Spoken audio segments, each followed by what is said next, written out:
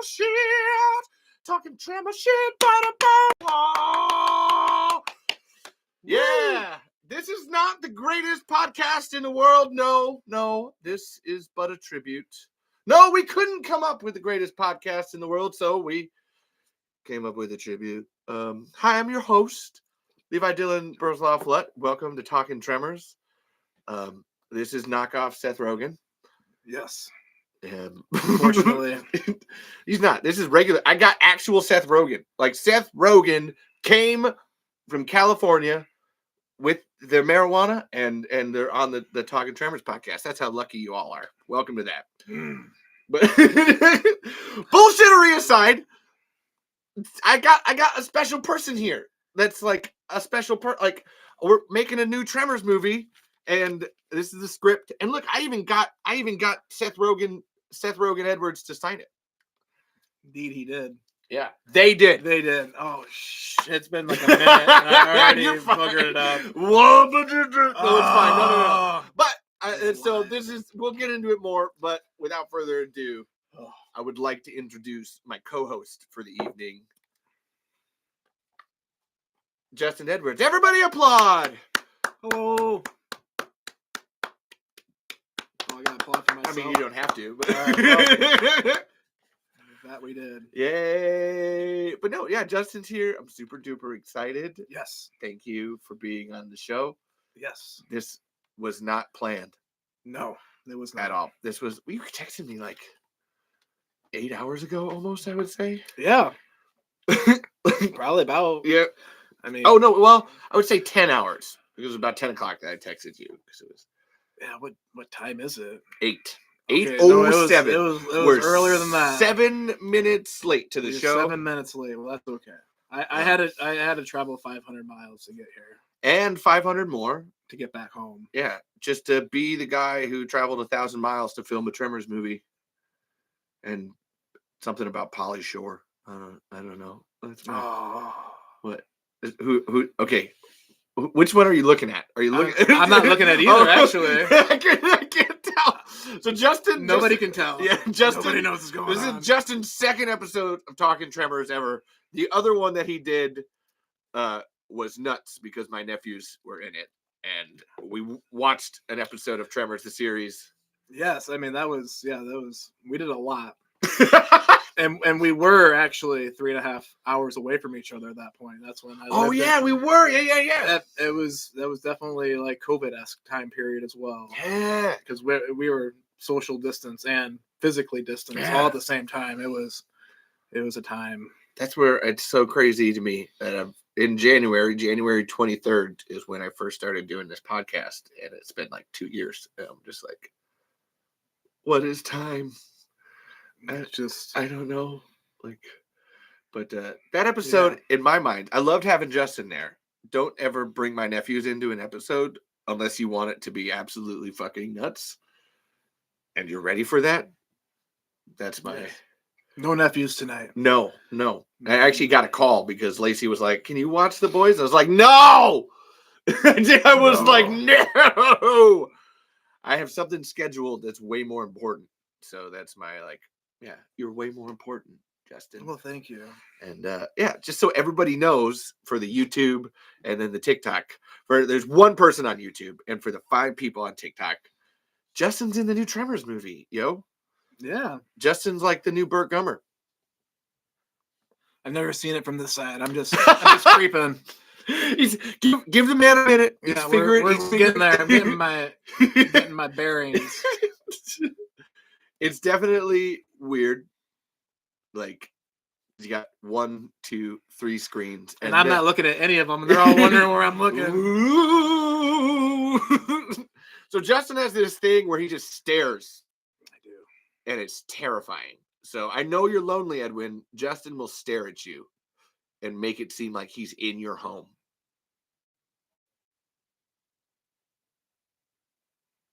For the audio-only listeners, that was 10 seconds of uninterrupted staring. staring contest. Let's keep going. Okay, Who something wins? else. Nope. Something. Oh no! I had like 30 seconds on you there. Dude, I can't stare at anybody. My autism is just like nope, no eye contact. That's why I'm like looking somewhere like over here. I'm good. And, reading words. Oh, that's why. Like if you're like, so like when you're watching the show and I get all like wiggy and my hands are moving like everywhere like this, and my like. It's because I can't look at myself on the screen, but then like I turn my head and then there's like 2 other screens, so I can't escape it, and it's just like everywhere. Hey, wall!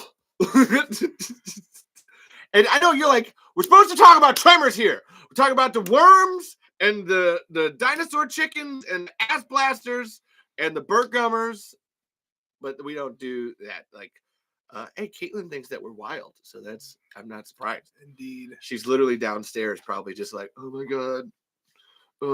But she was on this show, and she knew how wild this was. Yeah, I mean, it's a wild time.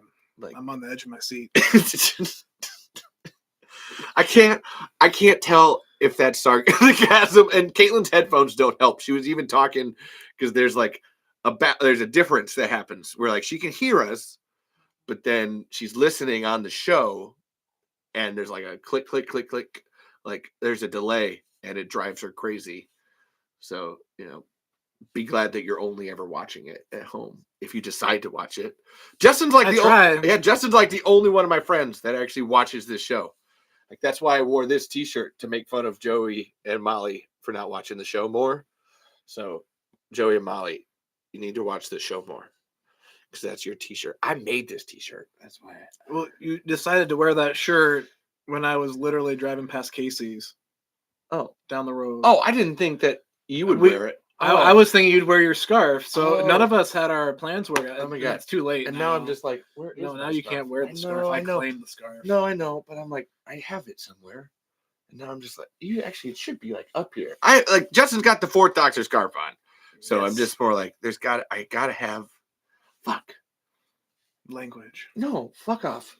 All right. Big it's been a good fuck time. Off. Like, hey, TikTok hasn't banned us yet, so we're good. We're gonna get banned. YouTube doesn't give a shit, but TikTok does for some reason. Yeah, it's okay. It's cool. Like I said, I have a whole list of stuff that we'll talk about with Justin. All right. It's called This Just In, because that's like news. Like this just in. It's just in. Like my picture I sent you. Yeah, that was super weird. No, you were so young. I know, baby Justin. I was like, he's so several cute. Pounds and gray hairs and grandchildren ago. I was like, grandchildren. I was like, no, that's. I know you have step. I was actually like a little bit late because grandbaby called. Oh, so we did our daily FaceTime. Oh, I know, right? He's a good papa. Look at pop.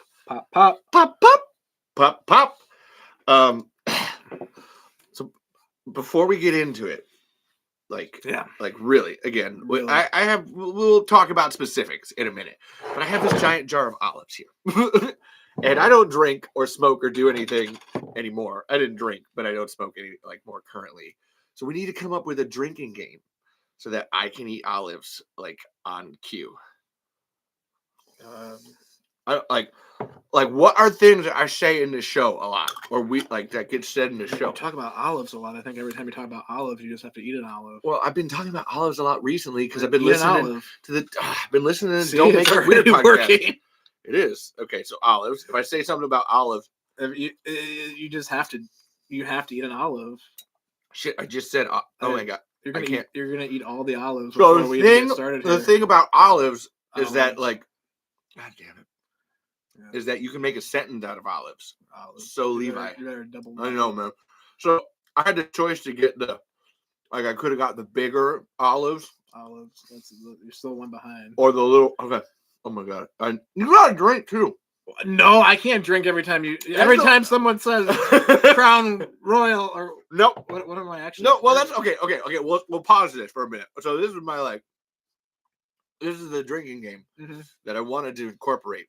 Because I say a lot of things repeatedly on this show, like Kevin Bacon pilot, or I hate Universal, or I'm not going to go on a tangent, but That one seems too specific. I feel like any of those options would still be less than just every time you talk about olives. I don't talk about olives that much. I mean, you're 3 behind right no, now. again, we're on the timeout for this. Otherwise, you're going to have to drink for the olives. No, we'll find something else for drinking. No, it's both of us. We have to find mutual ground. I've been listening to the Don't Make Weird podcast, and they do the Buffalo game where A, you have to always drink from your non-dominant hand. Yeah. And then B, if you say yellow, how about or every coriander time, or feet or horses, you got to drink. I feel like every time we mention other podcasts. Okay, that's fair. That's fair. We do that a lot. We do that. We do that. I'm on the other side normally, but okay, I'm 37.5% committed. Okay. Edwin thinks I talk about olives a lot. Indeed. I've talked about them a lot in the last 2 weeks. Okay, so that's fair. Because this is the reason I've been talking about olives. Have you ever put olives on a hot dog? No, that sounds terrible. It's fucking delicious. I ate 6 brat dogs, and I don't eat hot dogs. Fucking 6 brat dogs this week with olives on them, and they were delicious. Do you put ketchup on your hot dog? No, I put mayonnaise on my fucking. Well, that's even worse. Mayonnaise, ketchup is disgusting. What? Chicago dogs are the only way to go. No, well, see, that's just putting everything on. You got to put the sport pepper on. Yeah. You got to put the relish on. I the grew mustard. sport peppers just because I like Chicago I know, dogs so and much. I literally drank the juice from your sport pepper pickling because it was so good. I ate all the sport peppers. I have another batch in. That's fine, and that's because I just started drinking the juice. It was that good. I did not care. I made one for a coworker, and I put one of my Carolina Reapers in there as well because they had really hot things. So I don't know how well that turned out. I mean, it might be actually be terrible. Ooh, someone has a quick question. Yeah, make it quick because we're not distracted at all. Just ask questions. You don't have to say. No, you don't need to raise your hand. I can't see it if you raise your hand anyway. Oh, so Edwin, no, the sexual olives came later with it was originally the olives on a hot dog. That was where, and then it became the sexual olives. I'm gonna have to write this down. Best hot dog, a Senora hot dog. I don't want to Google that. I know, right? I know. No. Never just Google something that TikTok tells you to do. TikTok is very dangerous over here, man. I'm so susceptible. We watched the Pop-Tart Bowl the other day. Apparently, that's a thing. Pop-Tarts has a bowl game, and at the end, they're going to eat the Pop-Tart. I don't know if it was the mascot or a giant Pop-Tart I was watching to see. And then next thing you know, they switched to a different bowl game. We never got to see if they ate the Pop-Tart or not. But I went to Sam's Club and I bought 48 Pop-Tarts. Holy shit! So here's another question: is a Pop-Tart a ravioli? No, it's it's part of the beef Wellington family. That's a good point. You got corn dogs. Yeah. You got the Hot Pocket. I'm buying this. And then your Pop-Tart's just your vegan beef Wellington. Okay. Again, I think it's just a pastry, but that's fine too. It's a pastry beef Wellington. It depends if you eat it hot or not. They don't call it Hot Tots. Yeah, they do call it hot. Well, I'm not gonna eat all the hot dogs at once. Oh, that's. I'm gonna eat maybe 2 tonight. No, he's saying Pop-Tarts. Who needs that? Or the Pop-Tarts. No, but he will eat that many hot dogs. Yeah, we're talking hot dogs. Do a hot dog eating contest on my way home with myself, I'll win. That's what she said. I don't have any hot dogs though. Yeah. So no, like I said, I ate 6 of them. I have no hot dogs. Not in once. Oh, I ate 3 today. Well, that's okay. Oh, I can't eat things in odd numbers though. That's weird to me. I know, right? It's so it's even weird. Okay, so here's a story that I love about Chris. When he was a kid, he just loved eating Pop-Tarts. Okay, and one day he ate 11 of them, and he told his dad, "Yeah, I ate 11 Pop-Tarts." And Rich was like, "Why not 12?" Yeah, why not 12? I was full. It's there's a lone Pop-Tart running around somewhere. I know, right? Because it's usually 12 in a pack anyway. Right. So that's now there's just because you got to open that other one too if it's odd because they always come in the 2 packs. Yeah. So you have to open that to get to the other Pop-Tart, and now there's just one getting stale. And someone thinks that not enough people talk about Tremors, which we'll get to, because it's the Talking Tremors podcast. But see, Tremors are like a Pop-Tart. Yeah, Tremors or They're Pop part of the Tarts. beef Wellington family. I'll buy that. Honestly, I'll buy that over They're ravioli. they're a different color on the inside as the outside. Yeah. Okay. I don't know. And apparently someone thinks we're having so much fun. OMG, you are having so much fun. Oh, indeed I am. I think Justin's a little drunk already. That's I mean, I'm not going to claim it may have that. started a little early. I drank half of my podcast whiskey already. All right. And Edwin wants to know, when will we talk Dirt Dragons, though? Dirt Dragons. What are Dirt Dragons? There's one right there. Hemi Gabby. I actually haven't touched this yet. Oh, you haven't? No. Oh my god. Well, not here. You can touch it. Hands. You can touch it. Gabby tried to eat me a few times. Yeah. So here we go. Yeah, we are having fun, TikTok person. Yes. This is our little graboid that I made out of a football in a 2-liter bottle. Yes. Pretty awesome, isn't it? Doesn't it feel like a graboid too? I mean, graboids are fictional. I've never touched one. Are you sure about that? We just did a whole movie. How do you know that they're fictional? It looked like we saw it. I'm pretty sure I saw it. Well, if someone thinks we're in a basement, why does everyone think I'm in a trailer or a basement? Well, they don't see any windows. I know. That's a fair But assessment. okay, but like if you look around, like what part of this looks like basement or trailer? I mean, all of it.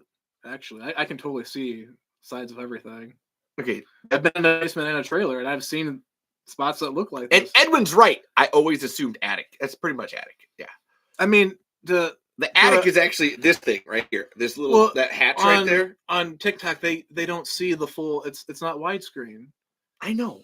But, so but like they don't see. But they don't see all of this. That. Like, what is that? Like, why does that say basement? I don't know. I'm always like confused by the this. paneling.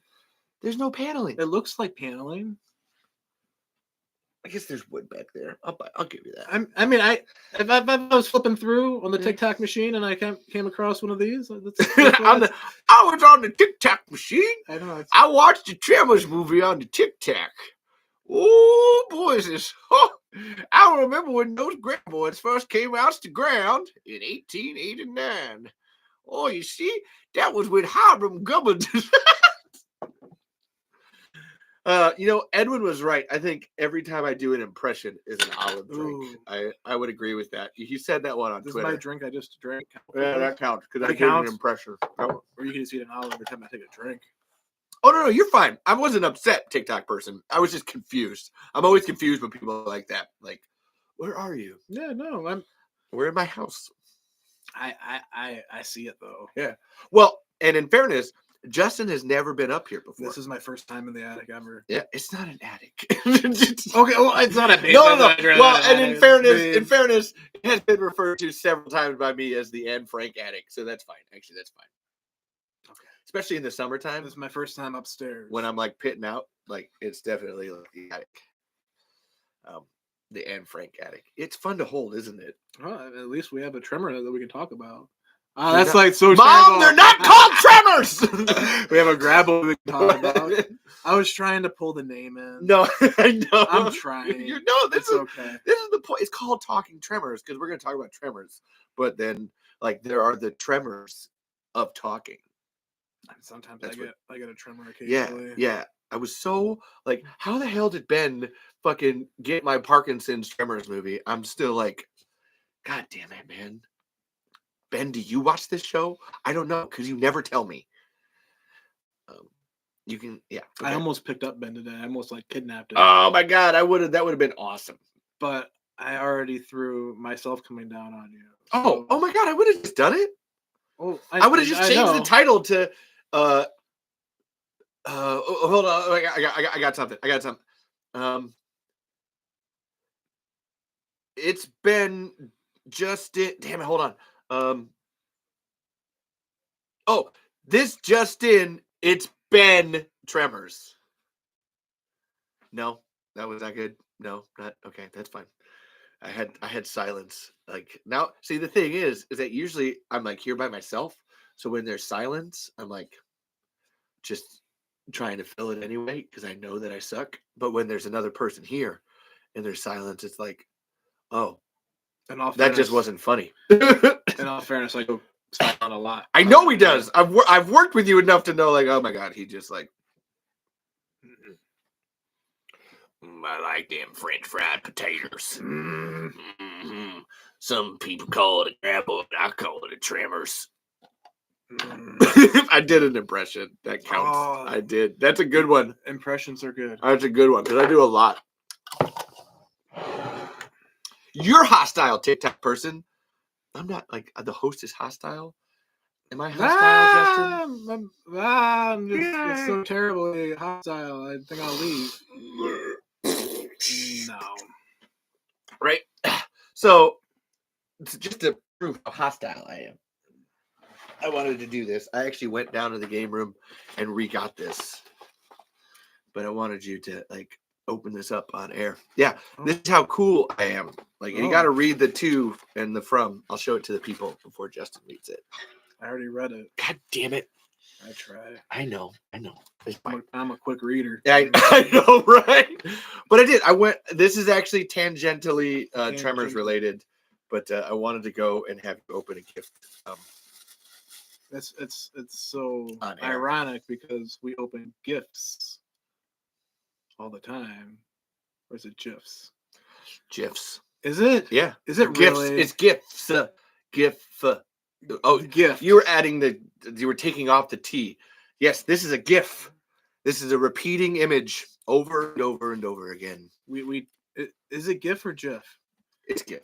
That's what I thought. Do not say GIF. No, because it sounds like peanut butter. Yeah, no, that's the argument. That's the internet argument. You don't see. God, I can't.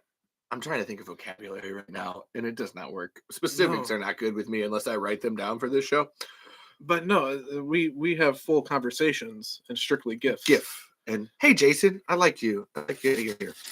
He's a nice guy. I just hello, Jason. Just see. This is Justin, Jason, and that's Edwin, Jason. And there's 3 other people here that we'll find out who they are.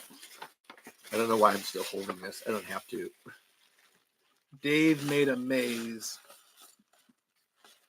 It's a book. No, oh my God. It's much bigger on the inside. You know, it's funny. Like, I already thought that was very Doctor Who-ish. Like, I thought it was a book. It's not a book. Oh my God. Well, it is bigger on the inside because it's a DVD, so it's bigger on the inside. Oh, and Happy New Year to you too, man. No, it's Dave Made a Maze. You ever? I assume honestly by your reaction, I assume you've never seen this movie before. That was the plan. But so what's cool is that this guy, the guy that made this, Bill Watterson, is the guy that was writing and directing the new Tremors movie. Oh. And Bill followed me on Twitter today, actually. Yay, Bill. I was really excited. But yeah, no, like. Well, thank you. Oh, no. And it fell. Like, I was going to, like, call it out. But no, Dave Made a Maze is one of my favorite movies. Like, legitimately, it's about a guy that builds a cardboard maze in his apartment. And it's bigger on the inside. Yeah. Oh, yeah. Oh, no. Like, and when you watch it, you're like, oh, that's obviously like a TARDIS.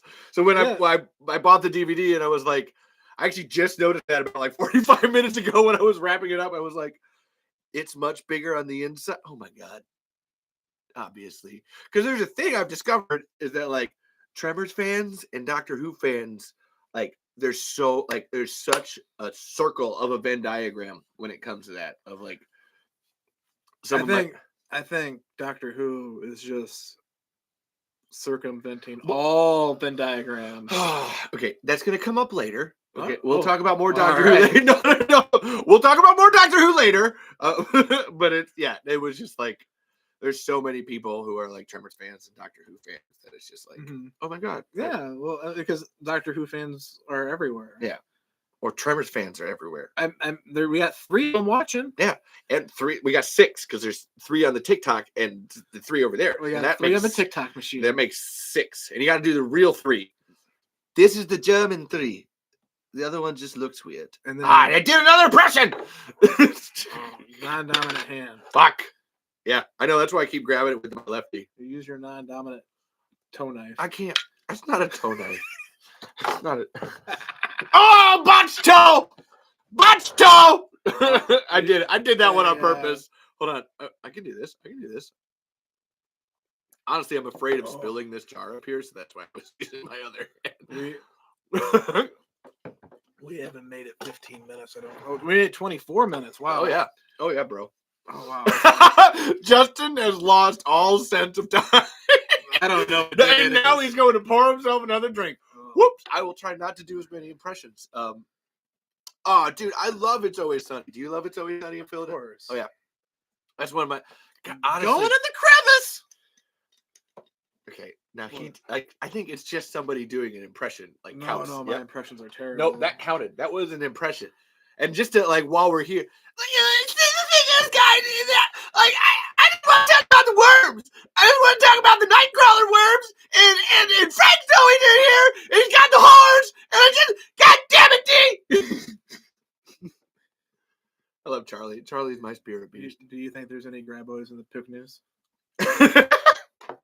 Pickaninnies. We're going down Pickaninnies. That counts as one impression. Otherwise, we're just going to keep going here. But yeah, It's Always Sunny is one of my favorite shows. I actually just read last week that It's Always Sunny has the highest word count of any show out there at like 162 or 172 words. Well, that's not fair. They talk too fast. No, but no, that is fair. That's the whole point. Is that they don't. How do you distinguish Charlie Day speak? That's like is that like 3 of them? No, that's just like that still counts as one because you're just doing all the words like over like I think it's when I directed my first show, which was 12 Angry Jurors. I actually told all of my actors like watch It's Always Sunny in Philadelphia because the way that they like talk over each other is so natural. And if you got 12 people in a room and they're all arguing, like that's one of the like they're not gonna stop. They're just gonna keep like arguing over top of each other. It's a whole thing. Okay, I can't hold Gabby anymore. Would you put Gabby back? There we go. Gabby's going back. So I gave you a DVD. Now I give you Gabby, and Gabby goes over there. So what's your favorite It's Always Sunny episode? Oh, shit, man. The one with Tremors. That's I can't. I think it's hard to pick one episode because there's so many great moments in so many episodes that I can't. The wild card scene when they're selling gas out of the van. Wild card, bitches! Yeehaw! I knew Charlie would cut the brakes, so I did a decoy on it. Yeah, no. But then, okay, so sorry, just to jump ahead. My favorite episode is the Charlie work episode. Oh, that's a good one. I mean, cinematography is just perfect on that. I'm a sucker for a one take, man. Yeah. And then I feel like it gives you a better respect for Charlie. Oh, I know. At the end when they're all like, he's like, "Oh, we did it, we passed, guys," and they're like, "What, Charlie?" We like, "Oh, we passed." It's like, yeah, because Charlie's like working his ass off over here. Like that's the. I feel like both of us could relate to that. Yeah, that's why I say like Charlie is like my favorite character. And if Caitlin was watching, that would be 100%. I don't know how. Oh my god! Jason watched Tremors Far Afield the other day. Pretty good. Lots of Tremors 2 vibes. That would be because Tremors 2 is one of my favorite of the movies. So this is my list, like Tremors 4, Tremors 2, and then Tremors 1. So that's my like. Thanks, Jason. Oh my god. So that means so this guy's in the new one, bro. This is Justin. This is Chase in Tremors Hunting Ground, bro. We got a new one coming. I'm excited to film. We're gonna take. I will to finish your question.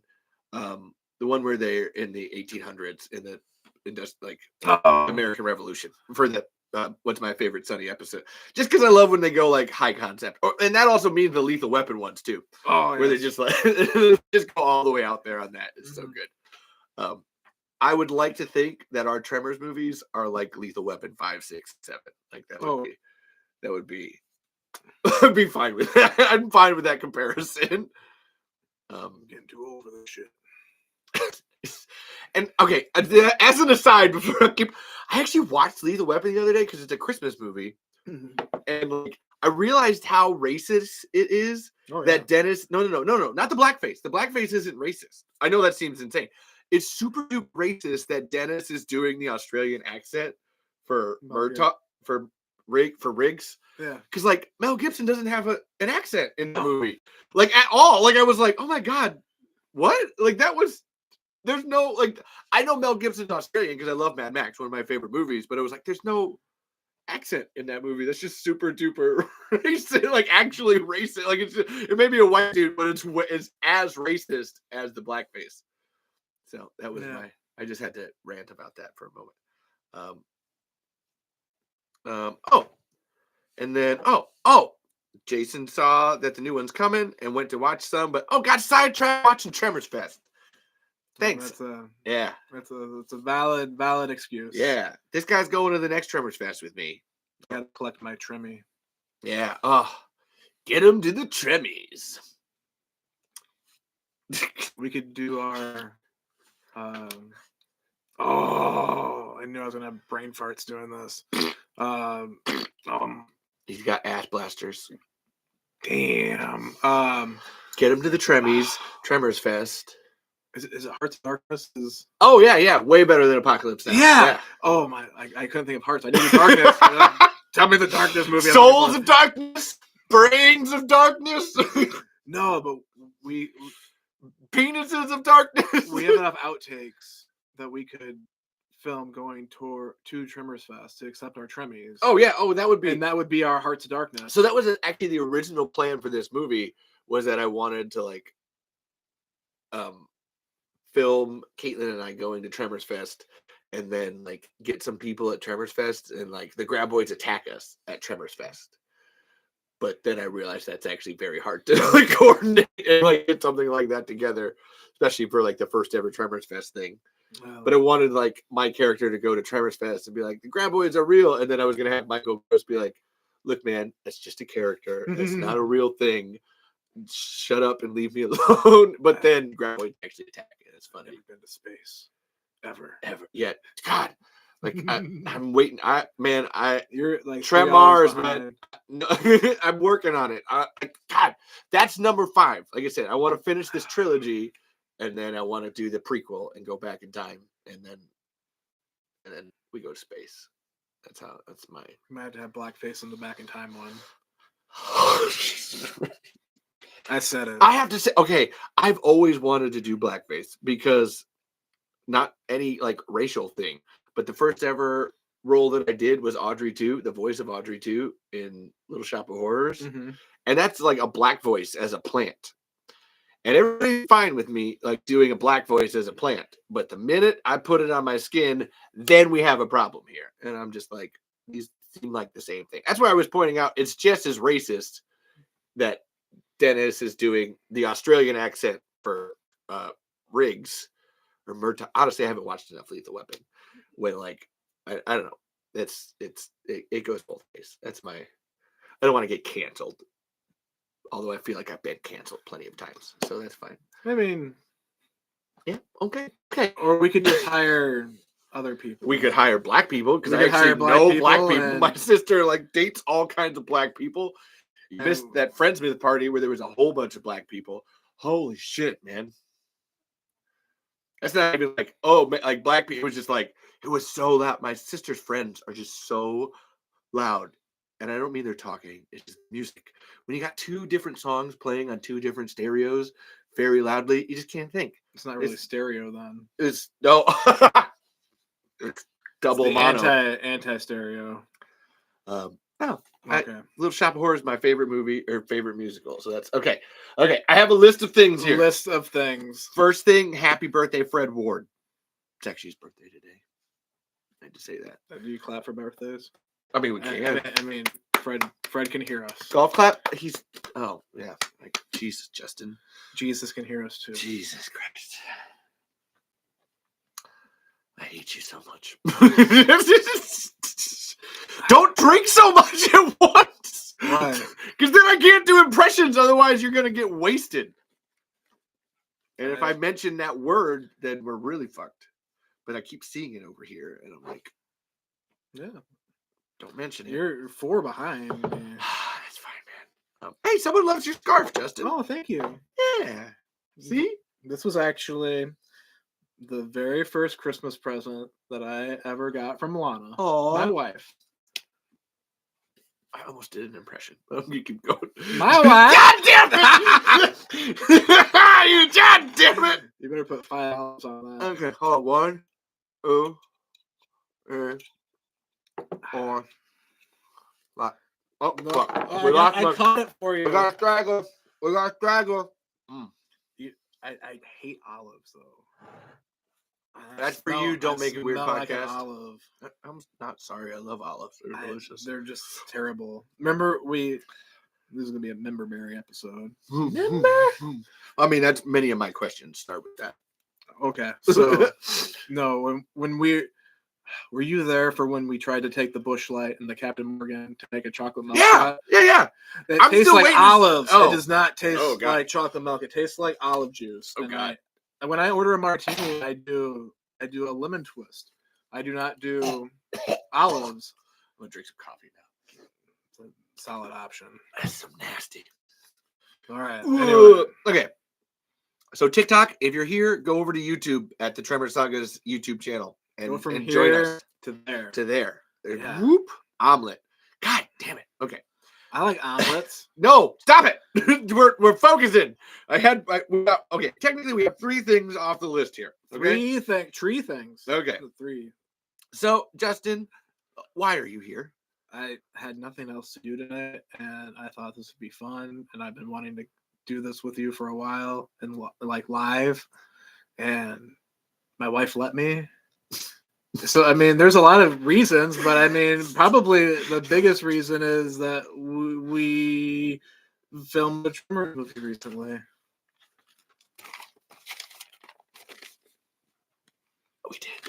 We did. I almost thought we should like read this live, but then I was like, no.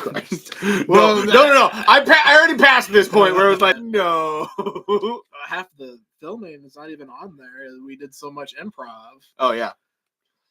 So have you ever heard of The Matrix? Oh, the blooper reel for that is gonna be good. I knew one of us was gonna end it, and so we did. We had this like 5-minute long thing where it was because of Edwin's suggestion. This whole like this somber moment talking about my like character's dead wife, and neither one of us knew how to end it. Just like, hey, Jason, thanks, Jason, booyah, and yeah, neither one of us knew how to end it, and we kept extending it without realizing the other was trying to end it, and then eventually it just. So have you ever heard of The Matrix? We both cracked. It was beautiful. It was bad.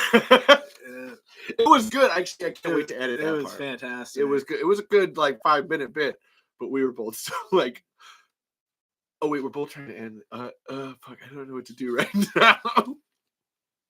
And yeah, no, Edwin, that was totally you. So you were about to say something. Go ahead. I think that was it. Yeah, no, thanks, Edwin. That was, and I know. So I laughed last time that Edwin, like you were in the live, and Edwin didn't realize like that you were you. Like, he was just fucking with you, and then I was eventually like, oh no, that's like the guy that's in the new Tremors movie. And he was like, that just because not likely. Still my favorite line of the whole thing. Like I did not write that. No, like that. I mean, I wrote those words. We can't even replicate. We've tried. Nope, I won't. It was a one and done that can never be replicated. I won't try to refilm that one at all. That was so perfect. So Justin, yes. How did we first meet? My oldest memory of you is. You can tell that story if you want. Nobody cares. Well, it's not a bad story. What's your oldest? Go ahead.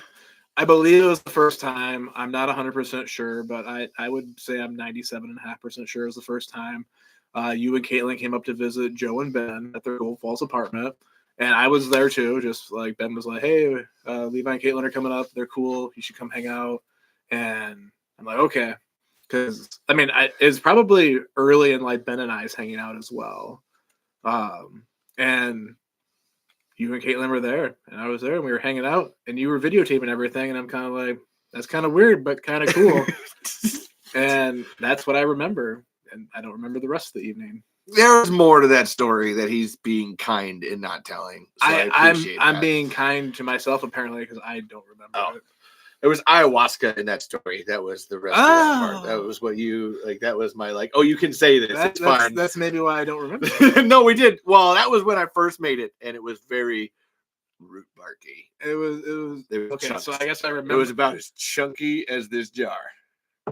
I don't know if I remember so much that time, but you left the jar with us. And, Oh, yeah. and then I experimented as much as we could, and this stuff tasted like an ashtray that had been sitting outside in rainwater for 7.5 days in the sun, and it had sticks in it.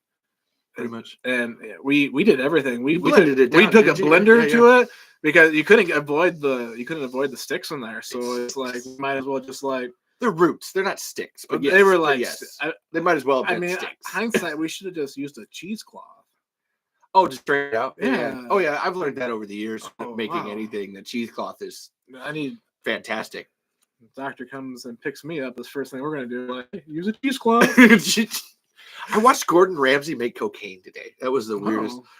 It's a special called Gordon Ramsay on cocaine. It was actually Gordon Ramsay being taken through the entire process of making cocaine. I was like, it would be incredible. It was honestly, I had a whole like, is that really Gordon Ramsay? What is going on here? But it's simpler than it seems. And cheesecloth was a part of it because you got to strain out the matter at a certain point. So that's and yes, Edwin, like Edwin's glad that someone else thought that I was weird when they first met. They were weird. Booyah. Oh yeah. No. I already boogered it up right away. Oh no. I've been shitting on Edwin recently for that because it's just like, oh my god, just use they for everybody. Justin's a they, Michael Gross is a they, Caitlin's a they, everybody's a they. That's why Justin's wearing this scarf. Because the doctor's a they. It's a whole thing, man. Or he's just wearing See, I just fucked it up. I just like the scarf. It's a good scarf. It's a great scarf. Cold. It's cold. I want to get the other version as well. And yeah, who's not weird? Good job, Jason. Who's not weird? Everybody's weird. Who's not weird? Yeah. Right after the cocaine. I wanted to wear these as a glove because I didn't wear these last time, and these are so cool. These are Doctor Who gloves. Oh, I see it now. Mom made. Yeah. I wanted to wear these. Yeah, this is my wife's mom made these, and they're dope. I think they're cool. They're bigger on the inside. Yeah, that's what she said. Indeed. Yeah. Okay, so all right. Why are you here? Yes. Who are you? I mean, that's a real good question. I ask myself that a lot. Go ahead, keep talking. I'm gonna transfer TikTok, but you keep talking. We're gonna transfer TikTok. Okay. Yeah, I'm not these guys. I'm not a TikTok person. Neither am I'm just. Ben has a better version of saying that. He's been Ben ever since he started being Ben. Oh yeah, Ben. This Justin, I don't have a thing for Justin. Oh, I was just in time. So good. Just in case you were wondering. No, but who are? What's your life? What do you do? Who are you, Kyle? Kyle. Occasionally I'm a holiday Christmas pterodactyl in D&D. That was a bad decision. Would not recommend. I did like wipe Tiny Tim off the face of the earth, and that was like fantastic. It was beautiful. That was my only thing to contribute. Justin, this whole time. Kyle murdered a small child. Is it murder if you just eat them? Well, okay, so he was eating a bird, and I'm a pterodactyl. They were eating a bird. No, Tiny Tim identifies as a him. Just kidding. It's in the appendix of the Dickens. Oh, in the Dickens. Oh, in the Dickens. It was Dickens, right? Yes. Okay. Yeah. Oh my God. Well, I'm gonna start questioning. No, it was Stephen Moffat. Stephen Moffat wrote A Christmas Carol. Yes. So no, occasionally I'm a salty pirate that worships a evil bitch of a sea queen. Fuck Akbar. I almost wore my Umberly sweatshirt, but. And then, you know what? I would have instantly shut down this show. I would have been like, nope, we're done. We're leaving. This is stupid. I'm a grandpa. Well, I'm a pop. You look so scared over me. I'm not even looking there. I'm trying not to because my eyes look too squinty on that one. I'm a property manager. I'm a former real estate broker. He's a wrestler. They're a wrestler. I didn't do wrestling, but I took some bumps. They're a wrestler. That's the thing. I was paid for wrestling performances, so you can say I'm a professional wrestler, technically. I'd love to be a writer. I wrote. I'd love to be a established writer. Yeah, they've got a great script about. You can just call me him. It's okay. I know, but I'm making a point to Edwin right now. Like, no. Like, Justin's got a great script Every time about pronouns delivery are people. wrong. About delivery people, not delivery men. Delivery people. It's literally called Delivery Men. I know it is. That was my job.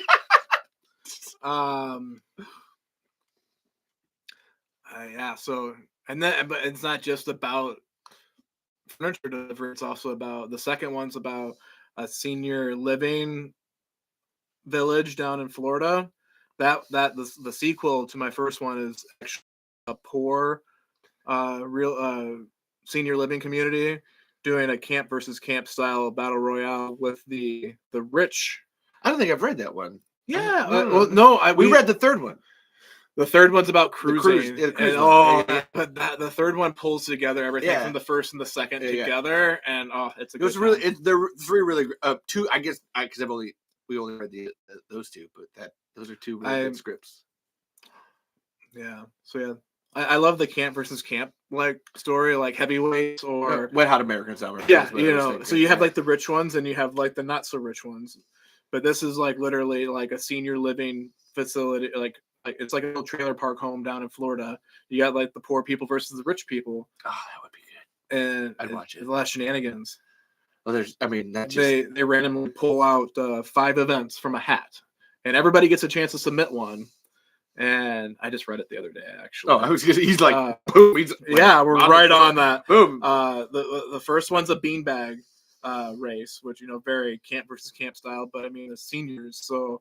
Like I forget her name. I don't know my characters' names anymore. But the one like I need my walker, and they're like, just hold on to the beanbag, you'll be fine. And she tumbles right away. I mean, I'm not nice to my actors. We're gonna break Janie's step thing. And then what they do gator wrestling. Ooh, this is Florida. Yes, I have a fantastic storyline of how there's too many pythons, so they brought in some gators to take care of the pythons, and then. The number of the pythons went down, but the number of gators went up. And they were trying to get they went from like python heavy to like python moderate. And they went from gator light to gator moderate. And they're like, well, what are we gonna do next? Like, that's when we bring a line. And they're like, the what now? Yeah, that's just a throwaway line in it, but it's one of my favorites. Solid. There's an people are loving it, man. They're hearting you and giving they're laughing. They love it, Justin. Yeah, there's an overarching thing about lions and the entire thing. That sounds good. I like that. I'm glad I asked you this question. Yeah, that's who Justin is. Yes, like that's where I was like when we filmed this. I was glad that out of everybody, it was you that wanted to do, or was able to do it because I really want you to like start filming stuff or writing stuff that we can go film. Yes. Because you got good ideas. You're a good writer. It's kind of like a curse in a way because I was thinking about things I wanted to talk about today, and when I was at the store, and so I was literally at Aldi with Lana today, and we're looking for this bar cabinet for a Christmas gift, and Aldi has one, and it's like elusive. You can't find it. It's the golden ticket of chocolate bars, so you just can't find this thing. And all of a sudden, she's like asking like managers, they're linking up satellite networks, and they're trying to figure out where you can buy one of these things in like the general Midwest. And she disappeared, and I'm walking around, I'm like. First thing, I'm like, I can't find my wife. My second thought is, this would be a good story. Like, you go to the grocery store with your wife, and all of a sudden she's gone. And then it's like straight into like a Taken type of movie. Like, I don't know where you are, but I'm going to put my cash on the fridge and I'm going to come find your ass. I don't know how it would go, but I mean, it's a good start. I have a certain set of things in my cart right now. I got to get my set of things that make me a nightmare to shoppers like you.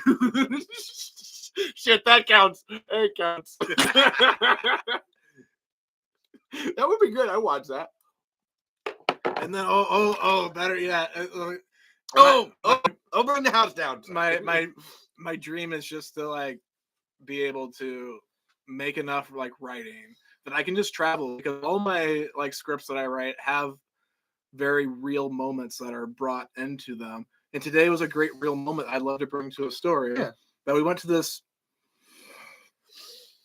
Okay, it used to be like a place where you go to like play like magic cards, and you can like buy, card game related things at the mall. Yeah. But I don't think it's the same place anymore, because now they got some other things there, and I'm really into like Dragon Ball Super right now, so I'm looking for like any Vegeta's my favorite character, and Vegeta's hard to find like good like character models, and I'd love to get like one of like an old Vegeta with an old Goku like doing the Galactic Gun Kamehameha scene from Original Z.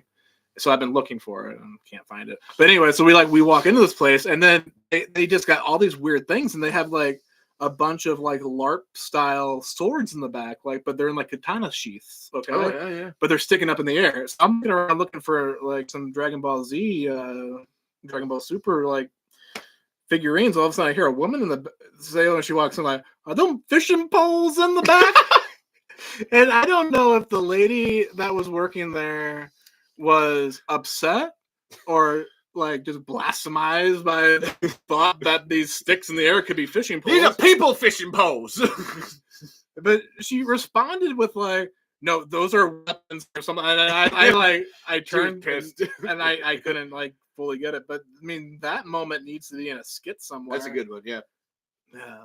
Honestly, I was watching. I don't know the name of them. But there's the new like I see them as Facebook reels anymore, like the sketch Facebook reels. But it's this blonde dude and this other guy. And this guy comes up and he's like, "Oh, hey, would you drink this? It's like 0-calorie water with like no artificial sweeteners." And the guy drinks it and he's like, "Would you believe that that's like 0-calorie with no artificial sweeteners?" "No, I wouldn't. I'm gonna call you a liar. And I'm out here. I'm a lone wolf in the shadows. And I'm hunting my prey. And you're a liar. And that would make you my prey. And I'm a predator because you're a liar. Because there's no way this is 0-calorie with artificial sweeteners." And he just like starts going on this really dark fucking rant all of a sudden. And I was like, oh man, I really want to do sketch comedy shit. I was just like, because it was just so simple. It was just a guy with a microphone out in the park, and then I would call you a liar, and you're my prey because I'm a predator. How's that sound? I lurk you from the shadows, and I'll find you when you're sleeping. Because there's no way this is 0-calorie with no artificial sweeteners. It was just so perfect.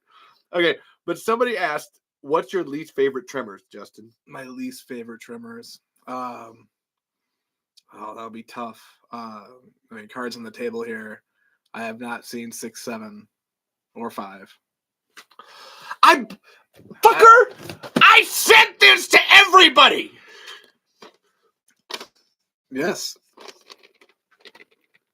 And I mean, you can, as an advertisement, you can buy all 7 Tremors movies and the TV show with the Tremors Ultimate Collection. Go buy it. We got Christoph on right now. Hey! Oh, so can't wait to see Justin's shower scene. It's a fantastic moment. It's so good. So, because Chris is here, and these things aren't related, but I'm gonna just I want to put you on the spot here. Yeah, put me on the spot. First answer. What's your least favorite Tremors movie? Least favorite, 3. I'll give you that. Out of the ones that I've seen, I won't count the series. I haven't finished the full series yet. I mean, I like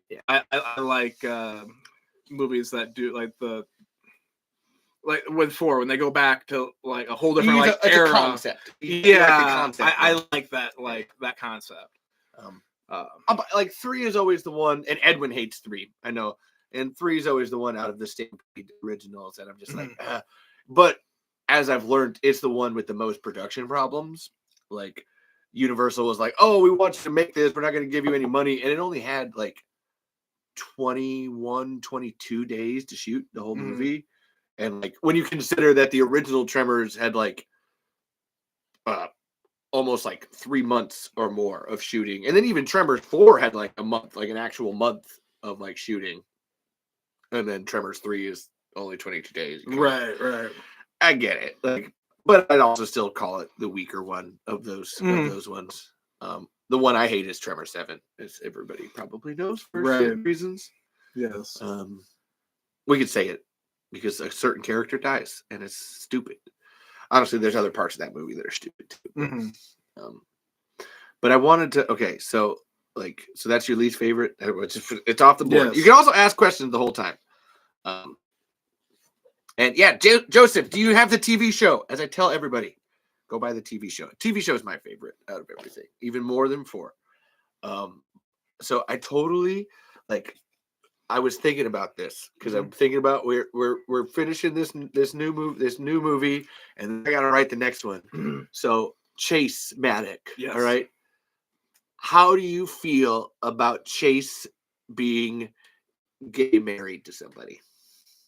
I mean, I feel like that wouldn't fit Chase's character. I think it would be an excellent facet to the character. I mean, I'm all about maybe like a character development to get to that point, but the way, unless there is enough time that like played between our timeline to the next movie's timeline, I don't feel like it would be.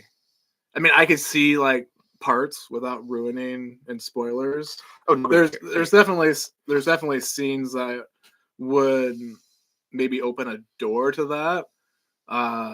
But I mean, for being maybe 2 to 3 days at the most as a timeline from the beginning. Well, oh yeah. You know, like with our scenes, are hours. Yeah.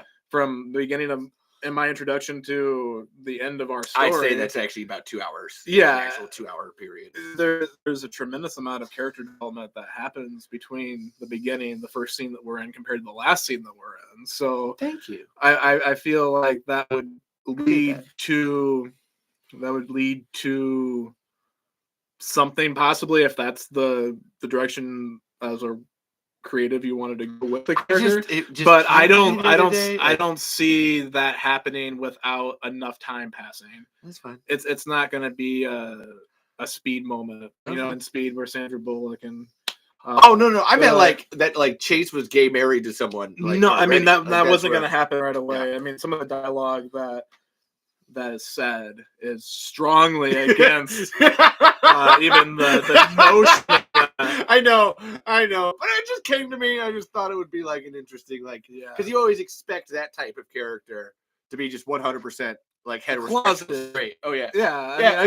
I thought it would be a really okay. So that's an extra facet to that you make that assumption, but then you're also like, okay, maybe I shouldn't, and then.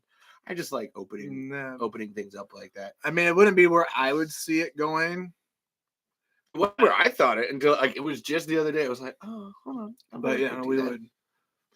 I will find a way to write that. That'll be the Kevin Bacon, Rhonda Lebeck romance of the third movie. Like you find Chase finds a guy and they're, just like, oh, so handsome. I gotta kiss his face. That's my.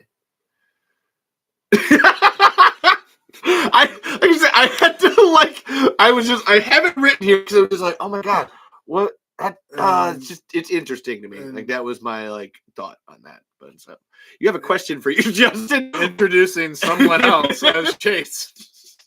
Tremors 3. Justin got the fuck out of there. Introducing Chris Jacobson as Chase Maddock. He got replaced by Chris. But Chris wants to know, was that a real gun you were using in the movie? And technically, I mean, one of the guns was technically a BB gun. So yes, it shoots Chris BBs. All right, you're getting recast. I mean, it's quite the commute, and the dailies.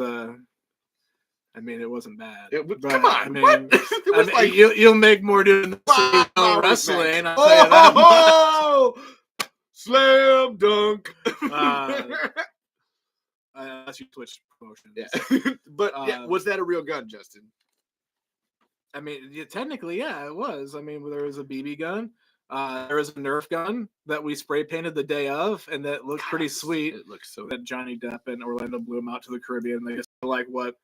Oh no, that's when I made the script. Like I frameworked it. Like it was a good sense of okay, I know we're gonna go to here, to here, to here, and then bye Edwin, and that's the movie, and then we improvise bits in between and stuff. I had funny lines that I'd written in there, but a lot of it was just like exactly that. Hey, let's just go out to the woods with a camera and film stuff.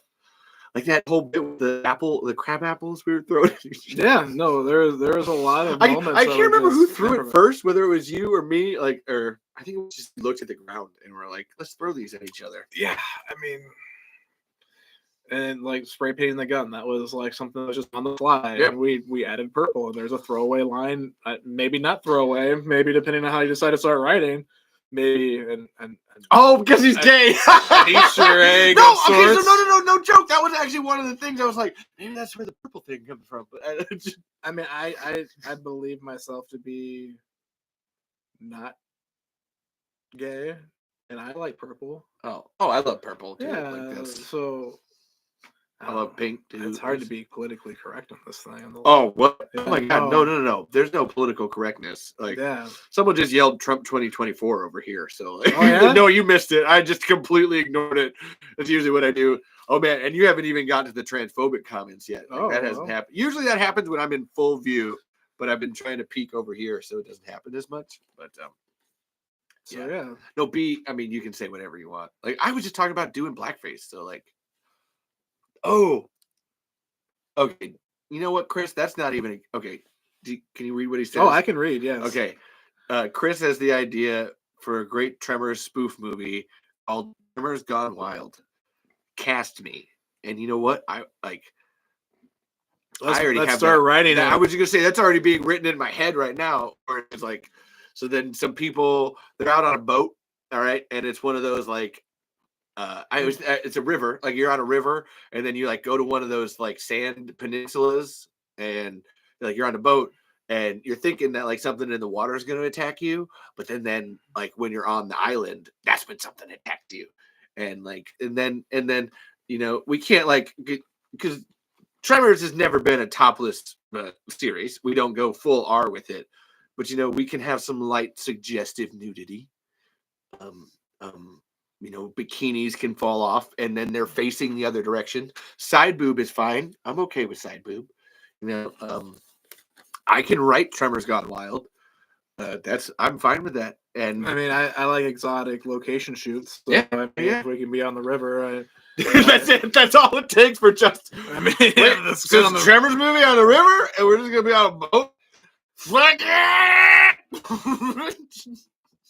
No, I mean that. Like, I mean, seriously. my Tremors story would be about Tremors up north in the winter, but I love the winter. Yeah. And we had talked about this at one point that I feel like a graboid that is acclimated to a northern climate would actually be like slower but more sturdy. Like, so what you could use like the thicker skin because it's colder, so you know, extra insulation, what have you. So your northern winter graboids are just so much more difficult to kill. They're big sloshy fuckers is what. So it's kind of like the Jason from Friday the 13th movies. Jason's not fast, he's not tracking you down, but it's just the one big fucker just chasing you constantly. Yeah. It's the slug. Yeah. You know, the slug that's like constantly trying to get you. That story. So I actually I have like canonized. So for these movies or whatever, I mean, if you watched it, our graboids move kind of slow because we don't have full technological advantages. That's actually something that I've already like behind the scenes thought of, where it's like, oh, so these are like, because we live in Iowa, so these are more like winterized graboids. So they're just a little slow. I call them slower but smarter. That's where mine is at. Actually, no, what you could try is using just like a coat hanger and your water jug with a rope. If you had snow on the ground, you could get away with just like a coat hanger. Oh, that would be a good. It would create like that beam. Actually, if you put like if you used a coat hanger, but then like put cardboard or plastic on it, so that it's got like a little flare, then you pull it and like come on through. No, that was where the reason that this one just kind of like happened, and I just decided to do it was because I really want to do a Tremors in the snow because I feel like Tremors 6 doesn't do a good enough job with Tremors in the snow. Like it doesn't actually take advantage of being like a movie about snow to Mhm. have the graboids in the snow, but fucking climate change is happening, and we don't get as much snow anymore. No, Like it's an it's El Nino in there. but I meant even last year. Like we didn't. I was trying to do it last year and prep for it, where I was just filming just the effect stuff. But we never got enough like actual snow on the ground for me to do anything with it for any like length of time.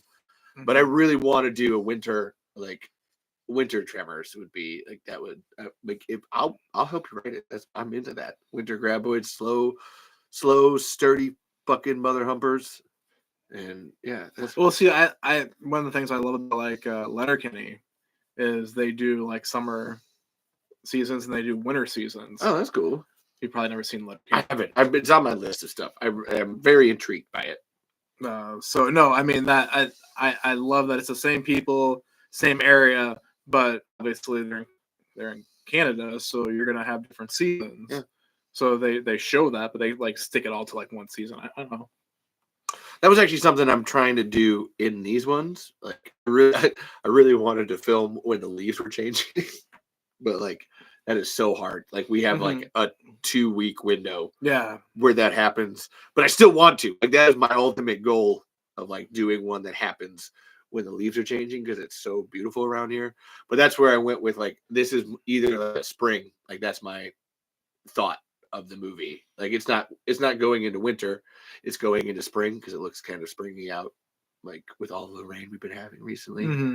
Because that's my I like the seasons. You got to work it into your movie and stuff. That's my Sorry, I got just like lost in the thought of how you would you use the water jug and the leaves for your movies now.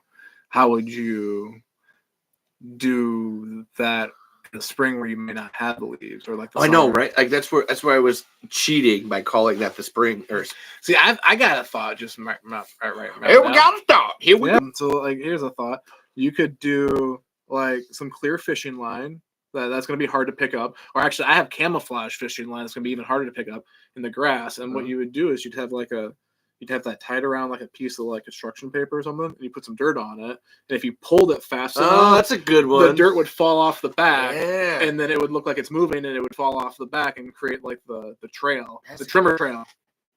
It's actually a graboid trail. That's but Tremor trail. I like I'm just trying to pull in some Tremor talk. Tremor talk. Every time we say Tremors, we're gonna take a drink. No, that is a recipe for disaster. Like, you can spend the night here, like, then you're gonna be fucking. I only have so much liquor. Wasted. Here, you drink some of this Whiskey. God damn it, that counts. Unfortunately, it just finished me off. We'll have to have more. Oh god. This hour is brought to you by Crown Royal. Not a sponsor. Okay, so no, it's not sponsored. Not a sponsor. Not a sponsor. I'm Not sorry. a sponsor. I'm giving credit though. No, I know. It's just a podcast. The liquor that I'm drinking. Not a sponsor. Not a sponsor. I mean, I can give you my address if you're listening. Crown Royal. Evans United Carnivals. Not a sponsor. Not a sponsor. I'm more scared about them. Yeah. That would be a good one too. Graboids attack a carnival. Actually, that would be Shriekers. That's where, like, the third one. I really want Shriekers. I saw this remote controlled dinosaur today. Oh, the Shrieker or the dinosaur? No, I saw a remote controlled. No one's gonna sell a remote controlled Shrieker in Iowa. Oh, because they do sell them. Not in Iowa. I know. Maybe not in our part of Iowa. Maybe in a bigger part of Iowa. I know. No, I saw this remote controlled dinosaur today, and that could be something. Oh, like a movie about with the dinosaur? No, you can you can wrap it. Oh yeah, and you can make your Shrieker. Oh yeah. Or the filming like thing, the twist that they use when they're showing the reproduction scene of the Shrieker, where they zoom in to make it look smaller. Makes it look bigger. And zoom out to make it look bigger. Yeah, you know what's your shit. I've been here twice. Oh my god, twice. And I still want to talk about Chris's podcast. I imagine Chris has left, but I still want to talk. He might still be here. We'll find out. That was me throwing some bait out to see if he was still there. Holy shit. Masturbate. It's the best bait. It's just throw that master ball bait. Like the master ball. Okay, so what draws you to Tremors? And you can't say me. That's the next question. I mean, I've never really drawn a tremor before. But... What brings you to Tremors? Why do you like it? So why are you even indulging in this insanity? So we talked about this the last time I was on. That I don't remember. Oh, I do. The last time I was on, a funny story, like a core memory for me as a child was I was with my dad on a dad's weekend, and he like had turned the TV on, and it was hindsight. I know that it's Tremors, but it's the beginning scene of the first Tremors with the car scene. And I didn't realize as a child that it was a graboid that was being pulling the pulling factor in the car. So I had thought the way that it was shot that it was actually quicksand, and that was got talking about how every child that was born in the 90s has a fear of quicksand. I remember this now. Okay. Yeah, so there's a core memory of little Justin growing up that was about Tremors and quicksand. Yeah, the quicksand. Yeah. You know, Tremors and quicksand. Do you remember actually watching it for the first time, like with a memory of watching it for the first time? Or? Yeah, so it's kind of like when you probably catch like a snippet of a show or a movie, like in like a reel or like a TikTok, you know, like someone's like sharing something. You've never seen that episode of that movie, but then when you see it, it's like, that's where it is. Yeah, that's where you actually watched it for the first time. I mean, I'm like, I've seen this before. Oh yeah, and now I know that it's not quicksand. And years of therapy down the drain. I can't believe we said no to Free Bear. Somebody said that. I got to do that. That's an impression. But like, you don't have an actual memory of actually watching a horror crime before. I mean, that would be. I mean, if I had to put like a day, August 17th of 2004.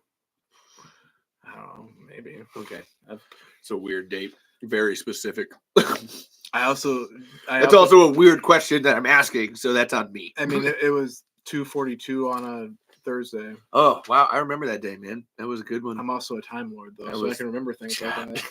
It was raining. With what else to do? I'm a time lord, but I keep a watch on me. Actually, I don't need it. Oh, I can tell you that we've been on the air for about an hour and 12 minutes on YouTube. And we've been on the air for an hour and 28 minutes in general.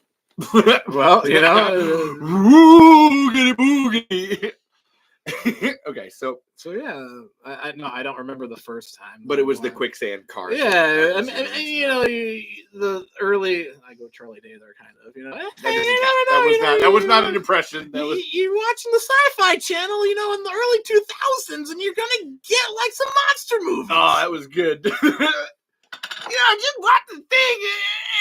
I was watching it at my mom's house, and it was like, oh my god, they're gonna get me. They're under the ground, Mac. They're under the ground. I mean, I might have killed Poppins. We don't know. Poppins can never die. I know, but I mean, Poppins versus Graboid. That's coming this August on the Sci-Fi Channel. Okay, then. This episode is brought to you by Poppins versus Graboid. Not a sponsor. Not a sponsor. It's Always Sunny is not a sponsor. Yeah, that would be awesome. I would love for Megan Gans to be producing this. I mean, there's like sponsorship opportunities. I know Caitlin's not watching anymore, but like Caitlin is our producer, and like that's how much she like helps. She just like, I don't care. The fact that she allows this to happen in her home is good producing job, Caitlin. That's why she gets the last thank you every time. I mean, you're important. I'm fit. But she's more important. God damn it. I mentioned you so many times. It was not fair. 1, 2, 3, 4, 5th. I count. I did a John Cena. You can't see me at the same time, too. So, I mean, that's... We'll call that 1. John Cena, there's also sponsorship opportunities if you wanted to branch off into the Tremors. My favorite of all the Tremors movies, the first 3 movies, and then in middle school. Okay, somebody was saying something. Okay. Oh, sorry. Oh, what's up, guys? I was in elementary when it first came out on TV. I'm from Tucson, so it scared me. Yeah, I'm from Iowa, and it scared me. Then in middle school, I watched it again, and the rec room scene was just epic. I was hooked. I mean, I get it. We all love that scene. Like, I don't even really care for guns, and I love that scene.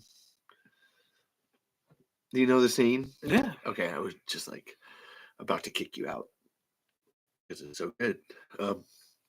And so then on this note, Yes. So Justin, Yes.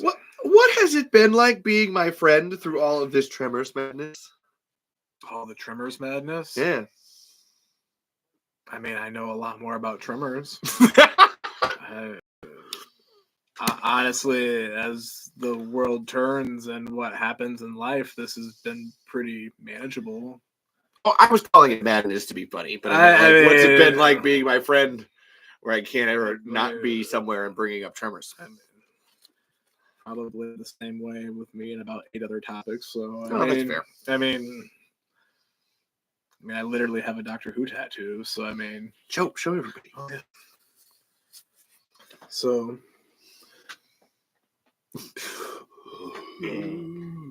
We're all stories in the end, so make it a good one. I didn't have enough room for that. I know, but that's the context of that. Is that anybody that sees that is going to be like, oh, I know that. That's a good one. So I mean, anytime I'm in short sleeves, oh hey, that gets brought up. I have a 21 Pilots tattoo on my arm. Someone says nice tattoo, Justin. Oh, thank you. See, it's nice with the affirmation. You're good. But yeah, Well, it hasn't been weird. Rid of it, but it hasn't been weird being my friend with all the Tremor stuff. No, it's not. No. I was expecting you to mock me more. No, that was honestly the point of that question. I love. Oh, Klepto rise. So the funny thing is that this room, there's what happened is that like over the years, I've had people write things on the wall, different things, whatever they want to, and draw things. And what Justin is laughing at up here is a quote from the IT crowd. Just left of the Klepto horizon. Leg disabled. It was a red bearded man. Tall. No, the wind is blowing. Actually, my favorite. Do not go to the theater tonight. My favorite Richmond quote is, "Bloody hell, I think this is my woman." Who has still a copy of teeth? So yes, Klepto horizon. What was the question? I was saying, like, I was expecting you to mock me because I talk about Tremors all the time. Because I literally sent you all the Tremors movies and just read. It wasn't even a reason. I just sent them to you guys. Yeah, I mean, like, what was it like when this arrived at your door? And you're like, I thought it was cool. Oh. I liked it. I thought it was a cool thought. It's like you've been asking our group to, but you really haven't. Oh no, I haven't asked you guys to watch it. No. Would you say it's been fair to say that you've insinuated? Oh no, well, I always say, subtly recommended. No, well, in the way that I gave you Dave Made a Maze. Like, it's just like, oh hey, this is a good movie. But how are you ever? I mean, honestly, I mean, Ben probably deserves a huge shout out for just everything that I like. I mean, the reason most of you guys, the reason that they're probably wearing this scarf right now is because I love Doctor Who so much, and I imprinted that on especially Ben. Trickle down. I'm a second generation. No, that's what I mean. Like I remember giving Ben all the old Doctors and on the hard drive and everything and the new stuff. But then on that same spectrum, I love Sherlock because of Ben. And Ben only found Sherlock because of Stephen Moffat writing Doctor Who and then going on to write Sherlock. So it's I haven't I've never oh no, you need to watch Tremors. It's just more oh, there's a reason I like it is because it's really good. And if you want to watch it, that's. Yeah. So no, I'm if I really, really wanted you to finish The Musketeers, I would just buy it for you. And I did finish season 1. And I finished a third of other movies that you like. I know. That's where it's I'm not shitting on you.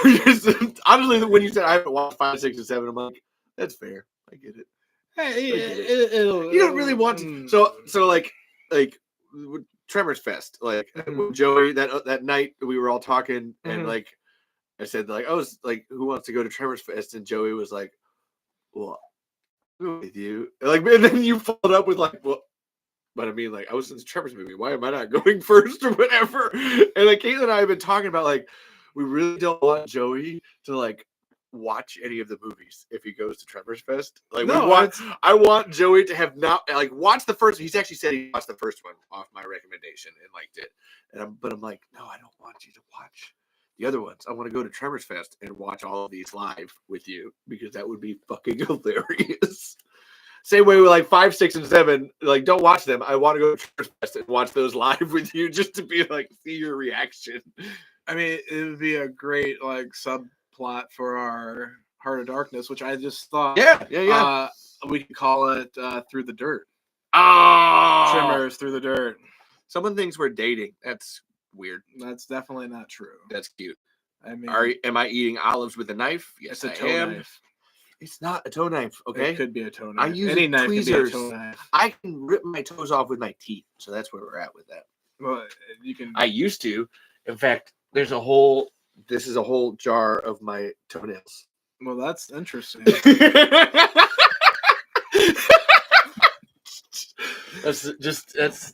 There's no limits on this show. I don't care. Justin's now just like, so you thought the Tremors thing would be the weird thing? Yeah. What do you say? Yeah. Here we are. Now he's really like, I don't know what's happening. So yes, I would love, and I'd have to film everything if all of you guys went to Tremors Fest. I'll work on that to make Through the Dirt. Through the Dirt. It's a good name for a document, like a Tremors documentary in general. Okay, so take us through filming this Tremors movie. So basically, I am not Chase Maddock, but is it Maddock or Murdoch? Yeah, it's Okay. Maddock. It's fine. I do know my character name, but Levi comes to me and says, "Hey, I want you to use your acting skills to become Chase Maddock." Now, see, I said I don't want an act. I want the truth. So here is Justin Edwards, not putting on an act, but putting on the truth. I think, are we doing two different references right now? Oh no! I didn't know you were referencing something. I went for the Garth Marenghi's on that one. No, we were referencing two different. I was doing the Sir Ian McKellen. I'm not actually. When Peter Jackson comes to me, so I need you to use your acting ability. Action! You shall not pass! And Sir Ian. You see, I am not actually a wizard.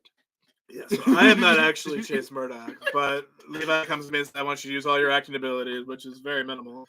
And I want you to portray someone who is a bigoted farm boy. And I said, I think I can do that. So I show up in my Kia Sportage. We were in the Sportage that day. In the Kia. And you got any guns in the Kia? and I popped in the biggest lip rocket I could, and I'm like, I'm gonna be a country bigot. And I that was my biggest thing, was wondering like which version of tobacco should Chase be consuming at this time. That was your biggest question. I mean, yeah, I figure like you're gonna have your choice tobacco, so I had to have options. But I mean, you don't like olives, or I don't like olives, and you don't like chew. I mean, that's where the world merges. The Venn diagram. No, those are two. Never mind. Doctor Who. Different circles. Those are different circles. That comes later. People don't chew. But anyway, like chewing, you're chewing, also you're chewing, like Doctor Who. and you're Chase, and you're chewing. And we were chewing, Chase. I'm a stickler for continuity, so I had to know which tobacco I had at the time. I can't chew and I'm smoking a cigarette at the same time. I mean, that just wouldn't be any smart. Stickler for continuity. He's got to make sure he knows the right tobacco. Yeah. Doesn't wear the right sweater. Yeah, well, I didn't know what we were doing. We reshoots were mentioned but never confirmed. additional shoots, and I wore the important stuff. Yeah. And then it's a crazy thing, shooting a movie in Iowa, because sometimes it's nice and windy and sometimes it's cold and windy, so I mean it's mostly just windy where we're at, and other things. So I mean that was a big part of it, is there was wind involved, and when it was cold out it made it extra cold because of wind chill, and that's a whole nother conversation about meteorology.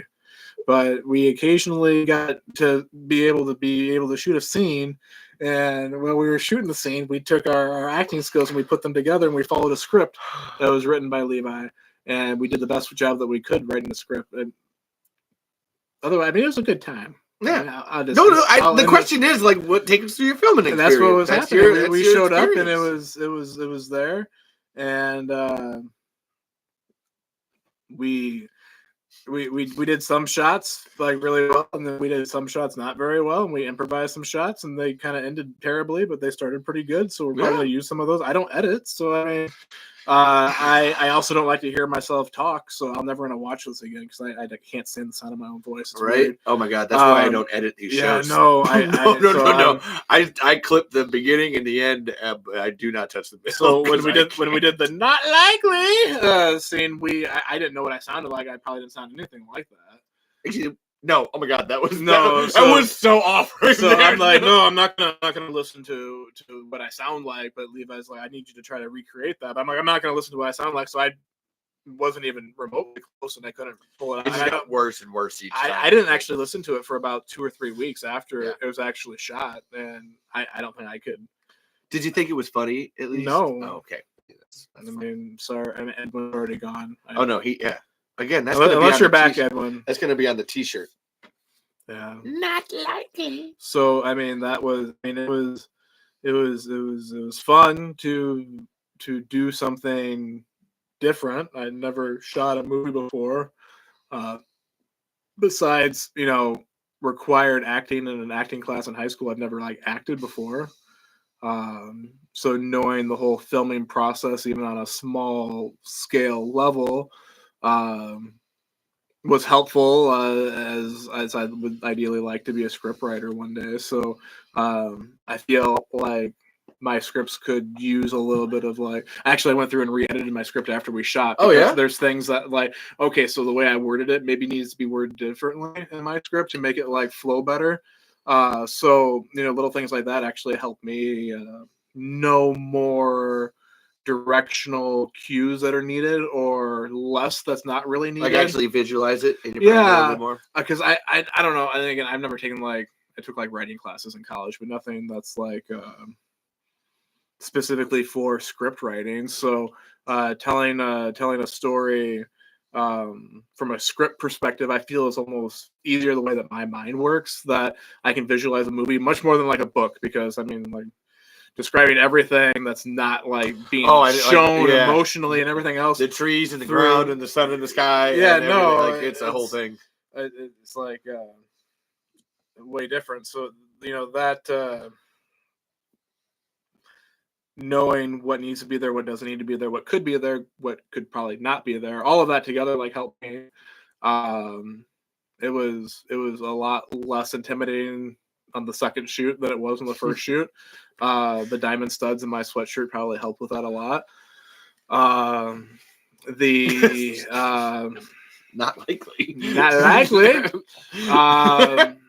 No, I was scared right away. I'm not going to know my lines. You're going to be upset. We're going to be here longer than we needed to go through what we needed to go through, and all off scale without sitting down and doing a table read and having the memory of people that have done far less drugs than us. That's what I like about filming, is that you don't have to worry about the memorizing. You just there's these little chunks because everything gets cut, unless you're doing it one take, but then everything gets cut. So no, I mean it was more intimidating than it probably.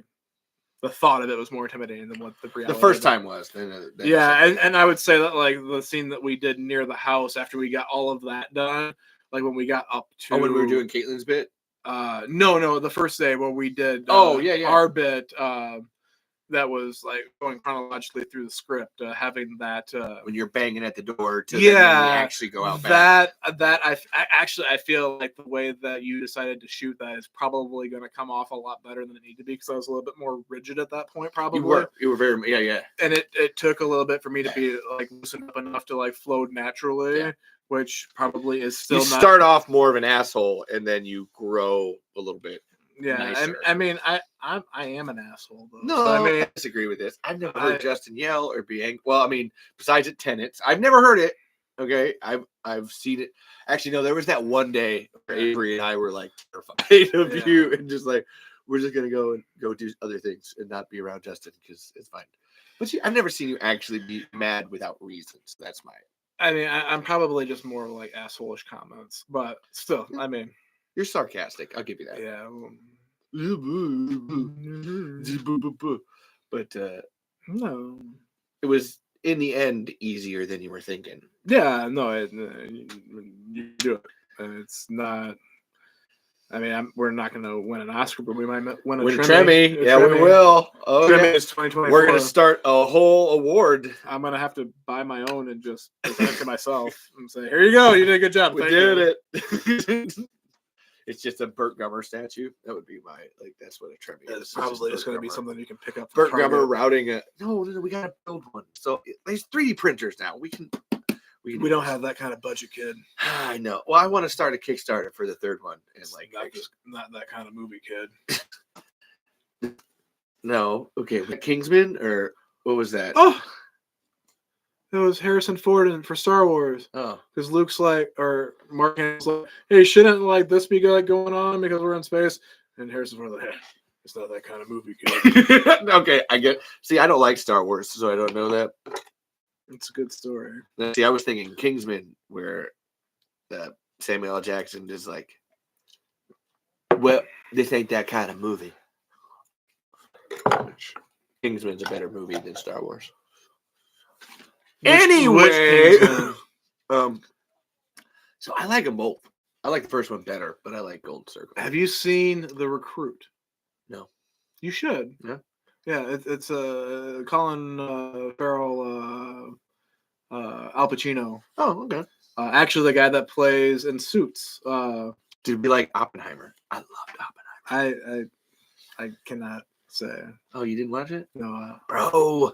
I have not seen yet. Oh, it's so good. But The Recruit. The Recruit, yeah. It's a solid movie. It's Colin Farrell as a CIA recruit with Al Pacino as like the senior agent. Huh. Very Kingsman-like, but it's kind of like in that I feel like there's like a golden time to shoot movies in our life, that there was a lot before COVID. No, I'm talking like early 2000s. Like you made movies between I'd say 99. I would venture to say like maybe 97. Yeah. And that's like a stretch for Titanic. That's it. Just because of the Titanic. Titanic sucks too. I mean, Titanic. Oh, come on. There's so much that you got from that movie that you just used forever. No, just because it's pop culturally relevant doesn't mean that I have to like it as a movie. You know. Either way, I feel like there's a golden era from that to like 2008, and then you'll get like strong movies that come out since then, but you're losing like so many like underrated movies that came out then. Yeah. And I know this because talking with Avery, he doesn't know those movies. He doesn't know those movies, so I'm like, "Have you seen?" He hasn't seen Grandma's Boy. Oh, okay. We can't like consider Grandma's Boy the peak of cinema. I love Grandma's Boy too. Okay, so Grandma's Boy is a fantastic comedy that you could almost never make today. Oh, it's good. Please sit on my face. Yeah, there's just things that you did in that movie that you could not do today. Just like it's pre 9/11. I always call it that's pre 9. No, I know it's not 2007. I know, but there's like this drinking game that Caitlin and I play where it's like movies that like you wouldn't be able to do that. Yeah. After that time, and we always call it pre 9/11 because there was this shift in like focus in entertainment where like things like you couldn't. And I'm not. This isn't like woke is bad kind of thing. It's more just like people started getting more afraid of saying stuff. People got sensitive. Thank you. No, not sensitive. No, they No. did. No. I'm gonna thank that person. People got scared. They didn't get they sensitive. got sensitive. No. This isn't a podcast about the message. You got the same people saying that you don't get participation trophies that are watching 43 fucking bowl games. That's not. Oh, wait, what? Yeah. No, okay. I just turned that on you, didn't I? Okay. Are you hating on the people who said the thing about the participation trophies? I don't like participation trophies. I don't either, but the same group of people who gave us the participation trophies. No. The people that are complaining about the participation trophies are watching 43 bowl games this week. Oh. Make that rational. Okay. It depends. You're sensitive on what you're sensitive on, and then you're not sensitive on the things that probably matter more. That's called. That's my opinion. Though, no, I but no, that's you. People got more sensitive on things. Like, you can't say certain things because I'm not saying that there's okay. See, that's where I don't. Okay, we're talking about the same thing. We are actually talking about the same thing. We're talking about Tremors. This is talking Tremors. No, this is the Tremors of the talking. We're actually talking about the same thing. Where people became more sensitive because they became more afraid. Like, that's always what I see. They're afraid of offending someone. I like you, TikTok. No, this person is. You're probably not going to want to agree with them. Like, I'm just guessing. Well, I can agree on this point. On that point. I don't have a quorum of information to judge here one way or the other, but it's not. It's not about being PC or being woke or anything like that. People actually just legitimately became afraid on all aspects. That's the point. That's where I say like the pre-9/11 thing is that because America was such a superpower, this thing happened where we spread our fear everywhere of being attacked. And it became the rest of the world's problem that America was afraid. And so then that just trickles down and makes everybody else afraid even more, even though they don't actually have any fear. And nobody can quantify this fear. They just know that they're afraid of something. People are just, and we've always been afraid. People have always been afraid of stuff, but the ability to be afraid became so much louder than trying to do anything about the fear is that's to go off on the tangent. Like, that's my tangent click.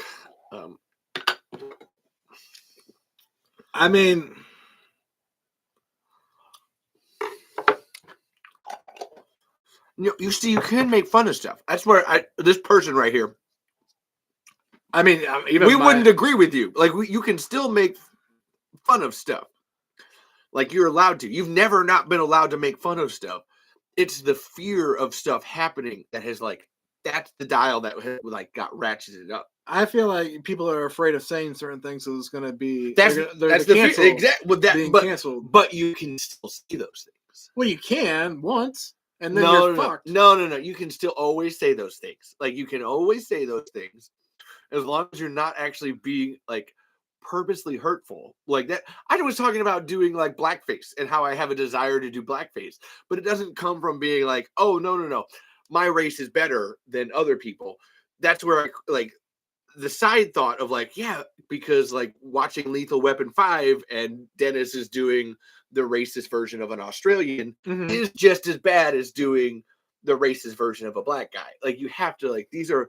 I must say, actually, this is where I just and I can tell they're Rob McElhaney does a really good job with that. Of actually, I think that his Riggs or Murtaugh, I don't know the character. Thank you. Okay, it is Murtaugh. His Danny Glover is actually better than Dennis's Mel Gibson. Yeah, you gonna go out here, you gonna be my daughter on the day of the wedding. I just want to play a game of basketball. it's like at the beginning when it came around full circle. You are now about to complete the thing that you could not do earlier in the film. It's that to me is actually accurate to Danny Glover. That's actually not that's Danny Glover in that movie. He's doing a very good job of it. Sure, it's honestly that's the Robert Downey Jr. in Tropic Thunder. Yeah, that's where it's no. you couldn't do that today. And it's harder to do it, is what I would say. And then that's where, to this person's point, is being transphobic with the Einhorn as a man thing. Even Jim Carrey has said that is actually, okay, maybe we shouldn't have like gone that direction and like been that mean about such a thing. Like, we're like, as a trans person, yes, that used to be the joke of always making like, oh no, I slept with a man kind of a thing. And it's like, okay, no, that's really bad. Maybe we shouldn't do that kind of a, like, let's move on from that, make different jokes. But it's like, you can still like make jokes like that as long as it's not coming from a place of fear, is, I guess, I don't know. That was my like soapbox moment on that. What do you do? You want to move on from this very delicate topic? I feel like Tom Cruise and Cocktail. I have never watched Cocktail. Well, it's actually from Grandma's Boy. Oh. So we started talking about things, and we went on a tangent about things, and we ended up at the same thing that we started with. Oh shit. But no, yeah, that's fantastic. Grandma's Boy is fantastic. Okay, whatever. Moving on. Really? No, Grandma's Boy is fantastic. I was just let's finish the thought. Finish the thought. I'll tell you the story. It's a story, not a thought. So Avery's young. It's probably, I think he just turned 21. He's a little baby boy. So with you guys want to come back to my place and take some pictures? No. Where do you live? No, Justin. No. Talk about Grandma's Boy. Don't listen to the pictures. So anyway, we're talking about. Every time I start the story, there's more I need to tell you. So we're looking at the radar. What the fuck? Like the weather radar? Yeah. Okay. Did you know that there's a Kokomo, Indiana? No, I did not. I zoomed out the radar to look at the way the storm's coming, and somehow Kokomo, Indiana sticks out. If there's anybody from Kokomo, Indiana, you have a fantastic town name. You might be a city. I don't know. I've never heard of you before, besides the Uncle Jesse song. And I said, hey, Avery, have you heard the Uncle Jesse song? Because you know Kokomo by the Beach Boys, the music video. I don't. It features Uncle Jesse playing the bongos. Oh, you mean John Stamos? John Stamos. Okay. Well, yeah, I can say John Stamos. Uncle Jesse. It probably would make more sense. I think if you said John Stamos, that would actually make more sense. I've never seen Full House, so I just appeal to the masses, or I try. Oh to. Yeah, baby. Let's drop those references from the 90s. So anyway, I'm like, have you seen the? I thought maybe he liked Full House. I don't know. Have you seen the Uncle Jesse song and playing bongos? And he's like, no. So I pull up the video, and that whole music video I never realized was probably for Cocktail, because you got the Beach Boys that are singing, and then you got Tom Cruise making drinks, and I'm like, the throwaway line, I feel like Tom Cruise in Cocktail, which is from Grandma's Boy. Dante says that. Okay. And then I'm like, I forgot, like, where does this quote come from? So I had to think about it for a little bit. I'm like, Grandma's Boy. I'm like, have you ever seen Grandma's Boy? And okay, I got probably ADHD too, and I'm pretty streamlined in the story. I started at the beginning. Is that a Grandma's Boy reference? I was out of shrimp for my Alfredo noodles, so I used corn. That just seems like something from Grandma's Boy. It might be. It's been a minute since I've seen it. If that is a Grandma's Boy reference, tell us, TikTok person. But yes, I mean, it seems like a smart idea. And getting a lion. That's where my lion overarch probably came from. Is because Dante wanted a lion. He's like, and then the lion gets. I can ruin this. Spoilers. Grandma's Boy came out 2007. You should have seen it already. And, oh no, you're serious. Okay, good for you, sir or ma'am. Person they. What's the? I don't know. Just assume they for everybody. But I like to say good day, sir. Good day, them. Good day. That doesn't sound as good. Good day, there. I'm just fucking with you. Say whatever you want, man. Yeah, all right, that works. I mean, I don't know what kind of corn was it? I mean, we're from Iowa, so we have. Don't just keep talking about Grandma's Boy, or we're moving on. So Dante wants a line. He gets a line. The line gets out, and then he's on the news. He's like, I got outside of this, the fucking king of the jungle up in my tree. Okay, then. So probably the canned corn isn't a cream corn. No. I mean, I like cream corn and a corn casserole. Not with the shrimp Alfredo. But maybe not with the shrimp. Did you use some cheesecloths to like strain it out, and you just had little niblets? You strained it. There you go. Did you drink the straining? No. Oh my god. What? I could just down a can of cream corn. No shrimp, only. Okay. We're talking Tremors here, so let's put this corn. What's your favorite part of Tremors? I like the cream corn. Yeah, that part where Burt Gummer had the cream corn. That was real good. Favorite part of Tremors. He massaged the cream corn on his nipples. I don't remember that part. I like the cream corn nipples. Yeah, what's your favorite? And of all Tremors, like I don't mean just the first movie, but I mean, no, it's probably gonna have to come from the first movie. Because he hasn't watched the other ones. I have. I'm just kidding, but not like to the point of like. I haven't seen all of the Tremors enough to the point where I can like quote them. It's not Doctor Who. You don't have a Talking Tremors podcast. I know. I don't know. You're only guesting. I'm a guest. This is not my But thing. the first Tremors movie, then. What's your favorite part? I'm trying. All right. We can just move on. No, we're gonna put this over here. No, I'm just kidding. I don't even have that much left. All right. I'm just kidding. I had to fill up again. The next hour is gonna be brought to you by Crown Royal. It's gonna be a thing. Sponsorships are available. It's gonna be a thing, baby. No. Favorite part of Tremors? I don't know. I mean,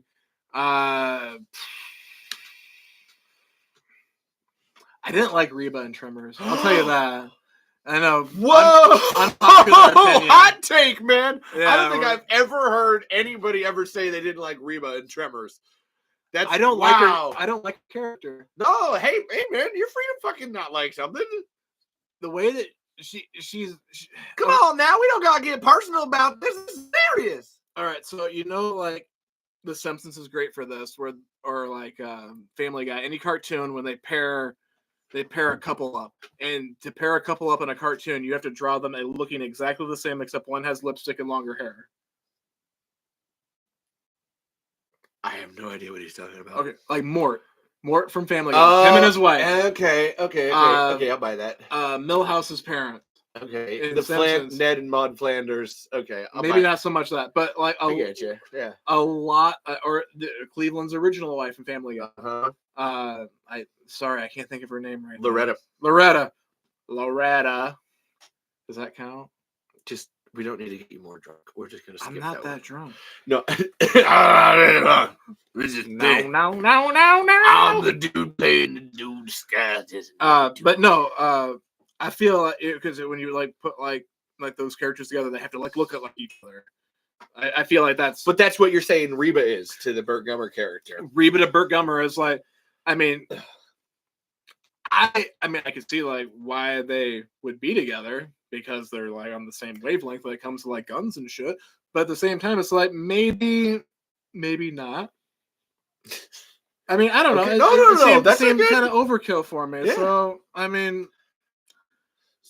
So we didn't really answer the favorite part, but Justin's least favorite part is Reba. I wouldn't say the least favorite. I didn't like the annoying little bastard that's in Melvin? there. Melvin, yeah. So I don't know the names that well. But you don't run the Talking Tremors podcast. You don't have to know the names. No, he should have got eaten. Like, I have no problem. You know why? He's an asshole. His parents leave him. Like his parents. I would leave too if I was his parent. No, they like leave him while they go gambling in Vegas. So like they just leave him there. Yeah, I wouldn't want to take that kid to Vegas either. Okay then. Wow. Okay. Favorite part. Go. Scissors, rock, paper. That's good. Oh, I thought you wanted a fist bump. What are we doing now? Wait a minute. What are we doing? 1, 2, 3, shoot. 1, 2, 3, shoot. All right. 1, 2, 3, shoot. Shit. Well, shit. Thank you, Edgar. That's your favorite part, though. I get that. That's actually. I mean, it's. Let's say it's the most out part at the moment. I get you. That's why I like. That's why I put it in the script. I love. It's something that they do in Tremors 1 and Tremors 2, and then there's a fucking deleted scene in Tremors 7 where these two guys do rock paper scissors, and I'm always like, oh my god, why the hell did you bring that back? That's so. It's such a thing that like stands out, like, and it's the way even Earl scissors rock paper. It's like, no, that's not how you fucking say it. It's rock paper scissors. You fucking weirdo. I wrote that in the script. I'm just like, no, it's not scissors rock paper. It's rock paper scissors. That's fine. Well, fine. Okay, so what's your favorite character? My favorite character, not Reba. No, Reba's definitely. I mean, I don't know. Maybe given. Yeah, I don't think that Reba. Why is the Reba in the movie? Is she not singing a song? You know, I don't think that Reba's got to sing a song. She's in a movie. It's been a long time since My Charlie Day came out. That's the thing. I never know. I like the bird cover. I'm sorry for all the dogs that are out there listening. I don't think you should be sorry for Caitlin, who's just like, oh my god, I'm not even listening. I'm just gonna put these headphones on so I don't have to hear this. And given some more time, I mean, it didn't vibe for me. So a second chance would be appreciated. Oh, I know. Like Kevin Bacon doesn't need to have a second introduction for me to like Kevin Bacon's character, but Reba's would. Sorry, nothing against Reba as an actor. That's fine, but okay, favorite character. Favorite character. Favorite character. I mean, for the series, any of them, yeah, or any of them. Yeah. Technically, that can include yourself. No, definitely not my favorite. I mean, it can include me too. Probably not my favorite. Sorry. Oh, that's fine. I mean, I don't even like me. That's why I want to kill myself off in the third one. I like the campy Burt Gummer from 4. Oh, Hiram Gummer? Yes. Hiram Gummer is one of my favorites. See, again, I don't know the names, but I like the campiness that it's the fourth wall, that you know what they're doing. Oh, yeah. And they're just feeding it to you, but they don't know it. Yeah.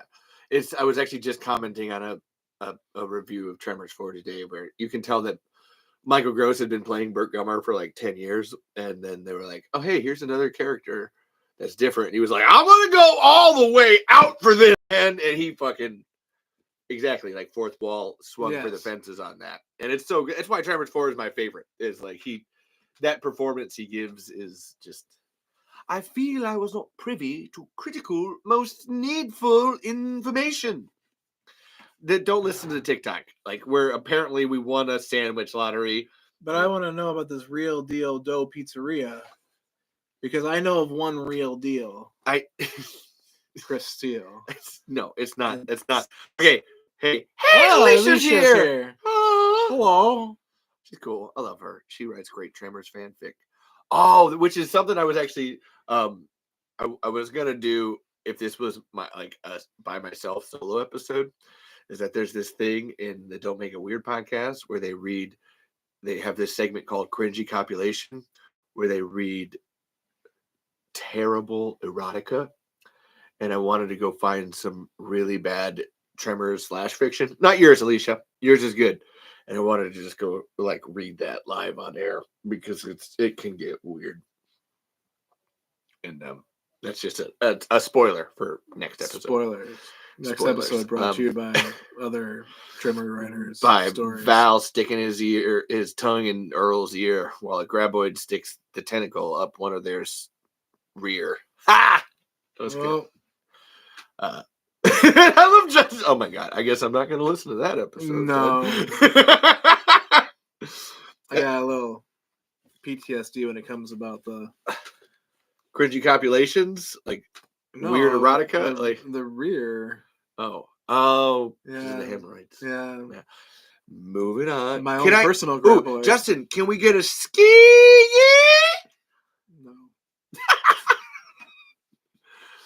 No. And yes, there's plenty of chaos here, Alicia. But if you want to find me some more chaos to read for that next episode, I'd appreciate it. I'm gonna have to look for it myself. I'm not really looking forward to that. I mean, I appreciate people that write Tremors erotica. You appreciate them? I mean, I do. That's what I appreciate about you. I do. I do appreciate it. I know a Letterkenny reference when I hear one.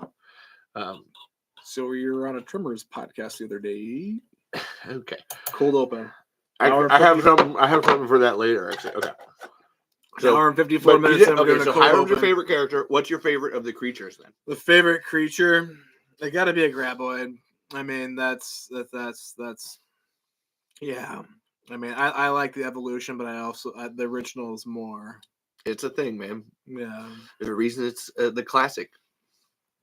I mean, okay, so I'm gonna go all Dragon Ball reference here. That the Ass Blaster to me is kind of like the Super Saiyan 3.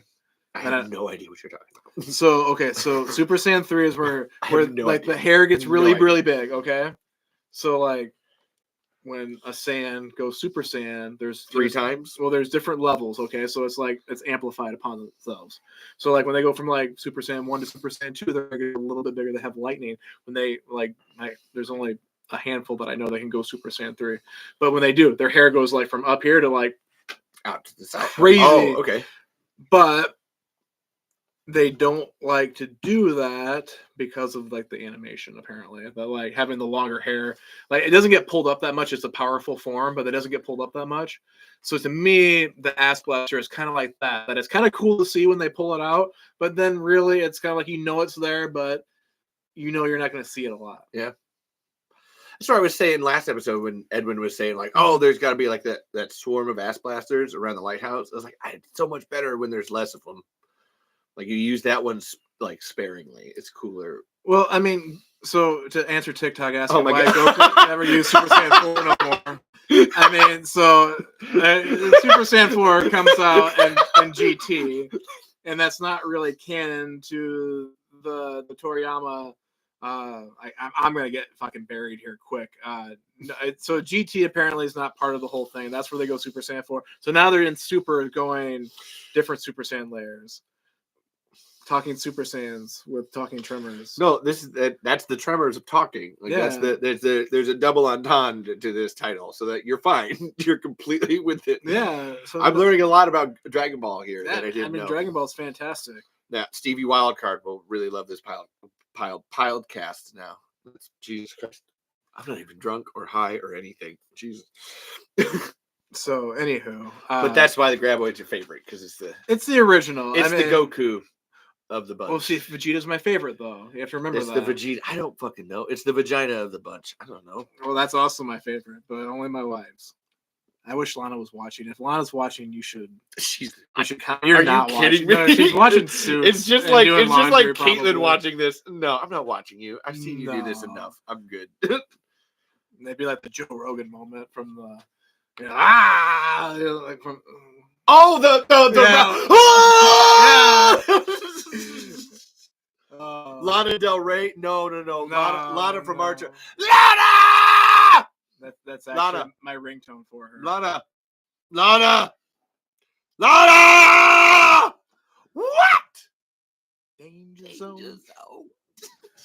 Oh shoot! References. That's my new one. For those of you just that's why this is a big jar of olive. We are doing an olive or a drink for every time a reference is made. Well, no, it's not a reference when we do an impression. Because if we did it's like a reference, but it's more direct. Yeah. If we did just references, we would be fucked. There would be no talking. It would just be eating and drinking. I got a 48 pack of Pop-Tarts out in the car, so... As long as you eat 12 and not 11, we're good. Yes. I told a story about Chris and he wasn't here. I know. Unless you know what? And that's his fault. Like, we're going to talk about his podcast and how I feel about it later on. I'm written it down. Well, that's the booze portion of this. So what's your favorite movie? Ever, The Godfather. Okay, fine. I meant Tremors movie. We already talked about this, I thought. No. We said your least favorite. Somebody asked your least favorite one. Oh. I have written down what's your favorite one. The favorite. I'd probably go with the original on this one. I mean, it's the easiest one to fall back to. I can't really pull like much out from like one of the sequels to say that is making it better, like a better imprint on my psyche than what the original that's was. fine. I've learned this. That's you just got to rewatch it. That's fine. I mean, it's like that with other movies and, I get it. series and sagas and what have you too. I mean, there's definitely Matt Smith is your favorite doctor because Matt that's Smith the one is you've my watched favorite. the most of. Oh yes. And in fairness, so I know so many people that Matt Smith is their favorite doctor because that's when Netflix stopped showing it. Like everybody was able to watch Doctor Who up until Matt Smith and hi Cammy up until Netflix took it off, and then that's where everybody stops. Like the whole thing makes me very sad. I mean, Capaldi is a fantastic doctor. Oh yeah, I wouldn't the say fact that you actually said his last name right. Good job. Cheers. I wish I could pull the Scottish. I can't do accents. I wish I listen, cunt. You are not aware of the things that I will fucking do. I will unravel all the fucking time just to come down on your head. You know that movie you like with the hairdresser and his. Oh no! Let me do. It's like that fucking movie you like. Fucking, with the space cowboy and the hairdresser. He's got a fucking pedal bin pal, and he's fucking fucked his sister. his dad's a robot, and he fucking fucked his sister. Lego! They're all fucking made of Lego. Star Wars. That's the one. That's good. No, I feel like 12 was great. I mean, 10. Okay. Do you like 10 or 14 better? That's my only question. Ooh. Because Alicia's right. I don't have a favorite. They're all amazing. But which do you like better, 10 or 14? Which version of 10? Oh no, I mean not. Well, I'm gonna get stickler here. Before Meta Crisis or after Meta Crisis? Because I feel like 14 would be before. Okay, so you're talking up until yes, Journey. Yes, yeah. And I'm mad at Netflix for that too, Alicia. I get that. I mean, I don't know. Technically, okay. So Ben introduced me to. It's all Ben. Where you at, Ben? Yeah, Ben, where are you? Ben, where are you? You've been somewhere else for too long. You should. I could have made this title different. It's Ben just in time. That would have been good, actually. No, we don't have any children here, TikTok. I know. But thanks for asking. Oh, someone sent us ice cream. Thank you for sending us ice cream. Oh my God, there's a lot of ice creams. We got 20 ice cream cones. Oh my God, what does this mean? I don't honestly. Your guess is as good as mine. I've been doing TikTok for a while. I have no idea. Do you need like our address for like DoorDash from Dairy Queen? No. Thank you. There you go, Brennan. I'll even say your name. Brennan Nix gave us 20 ice cream cones. Anyway, 10 and the Meta Crisis Doctor. Okay, so no, I'm telling you that Ben introduced me to Doctor Who. My first episode of Doctor Who was Power of Three, and that was a live episode. Wow. Okay. Yeah, so that was live. All right. So that was first, and it's a great introductory episode. I use that for a lot of introductory episodes for people too. It's have a great night. Keep going. So I feel. I don't feel anything right now, but yeah, nope, don't feel it. So anyway, no, Ben introduced me to Power 3 first episode, and then so for those of you that don't know Power 3, it's a doctor story. There's not very many doctor stories. It's always the doctor being dropped into someone else's story and helping them figure out their story. There's very few actual doctor stories. So it's a doctor story. So rather than like all the time travel wibbly wobbliness, it's actually following a day in the life of the doctor. Literally. And there's so many references to all these other things that are happening. It's almost like a finale, like a mid-season finale, like A Good Man Goes to War. Well, it's a finale for the Ponds. It's a penultimate episode, like for the Ponds. Yeah, I mean, definitely building up to that. Yeah. No. So anyway, I love seeing like all like the flashback stuff and whatnot. So I started watching Eccleston, which for those of you starting new Who, Eccleston can be tough to get into, which is for cold turkey, like dive into Doctor Who, Eccleston in 2005 probably would have been fantastic, but I feel like you have to have more of an appreciation for the series to appreciate Eccleston as a doctor. Yeah. Whereas later seasons with Tennant being an introductory doctor is better to get someone hooked into the show. So anyway, I thought, because I was new to the show, that every Doctor had 2 seasons. So I actually started watching my run of when I couldn't get into Eccleston after Rose, which Rose is not one of my favorite companions either. So, I mean, we can agree to disagree on that. I mean, definitely not one of my favorites. Yeah. But ironically enough, that my first episode was through Netflix with the Christmas is it a Christmas Invasion with the Sycorax? No, not the Sycorax. The Bride. Oh, Runaway Bride. Runaway Bride. There we go. You're talking about Donna. So So no, I thought that was Tennant's first episode, not knowing that there was a whole season with Rose. Yeah. So Donna was actually like technically like my first companion watching Tennant, and I didn't really know. So, but where were we? What was the question? So I have a question off of that. So why do you hate Donna Noble? Well, I hate Donna. I actually wrote that down. Hate's a strong word. There's very few companions that I hate. I loathe. One of them is Donna Noble. No, I don't think that I. It's the one-off episodes that I just can't stand. Like, what is it? The Titanic episode. Oh, Astrid. Astrid. Yeah, I can't stand Astrid. Yeah. Because you're blonde. I hate the girl from The Girl in the Fireplace. See, I don't. Madame de Pompadour. No, I don't mind her as much, like but I like French history, so that's probably why. Okay, that's I also like the Titanic. Musketeers, yeah. Anywho, where are we going with this? Why do you hate Donna Noble? But you don't. I was just prodding you. That was Bana Cafalata.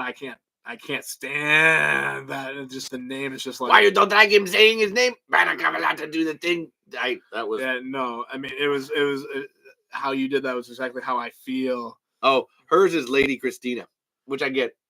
Lady Christina D'Souza is kind of like, eh. It's one of those things where, like, when the companion is like a one-off, there's no fleshing to them, so then you just kind of like, and they die. Yeah, or they just like fuck off, and they usually die. Yeah, it's just they do usually die. It's good, usually. Yes, but they died. No, so I like loathe some of these one-off companions, but I mean that I don't hate. You just wanted her to die. He's been saying this for like several weeks now. Donna was below average in my opinion.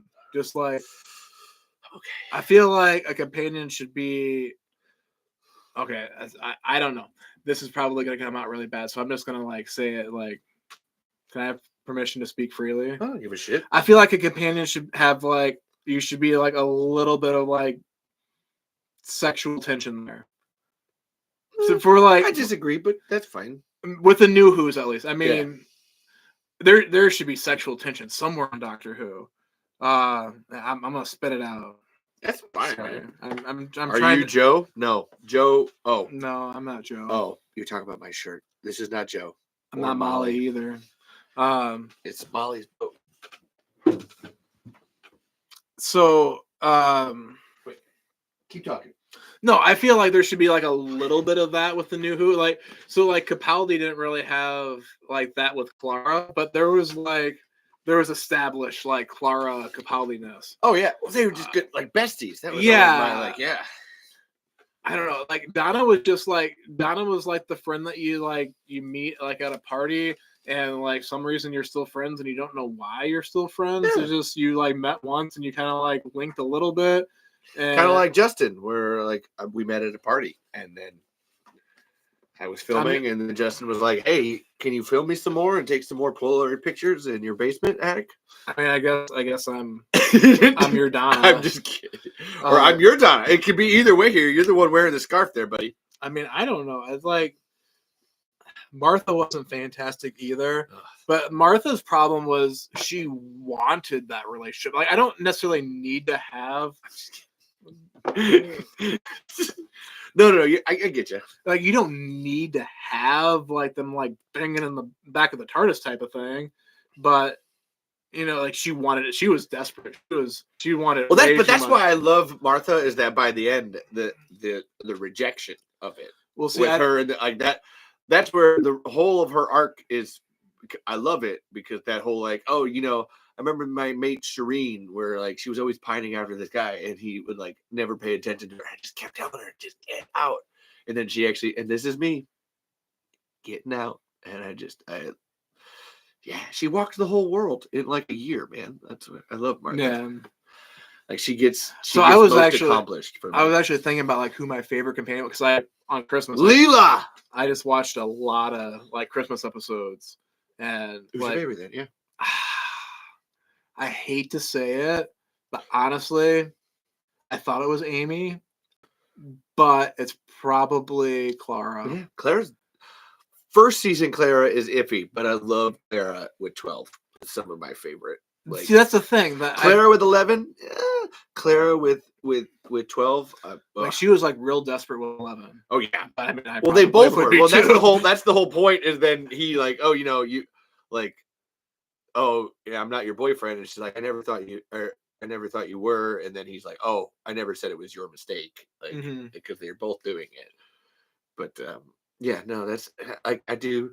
Caitlin like hates Clara, and I totally get it. Like, there's a vibe to it. It's just like, I mean, I'm not even like considering like classic Who, because like Tremors 5 and 6 and 7, just never watched it. Yeah, I have seen a lot. No, more classic I'm Who just giving than you most shit, people. I know you were talking about watching it on Pluto.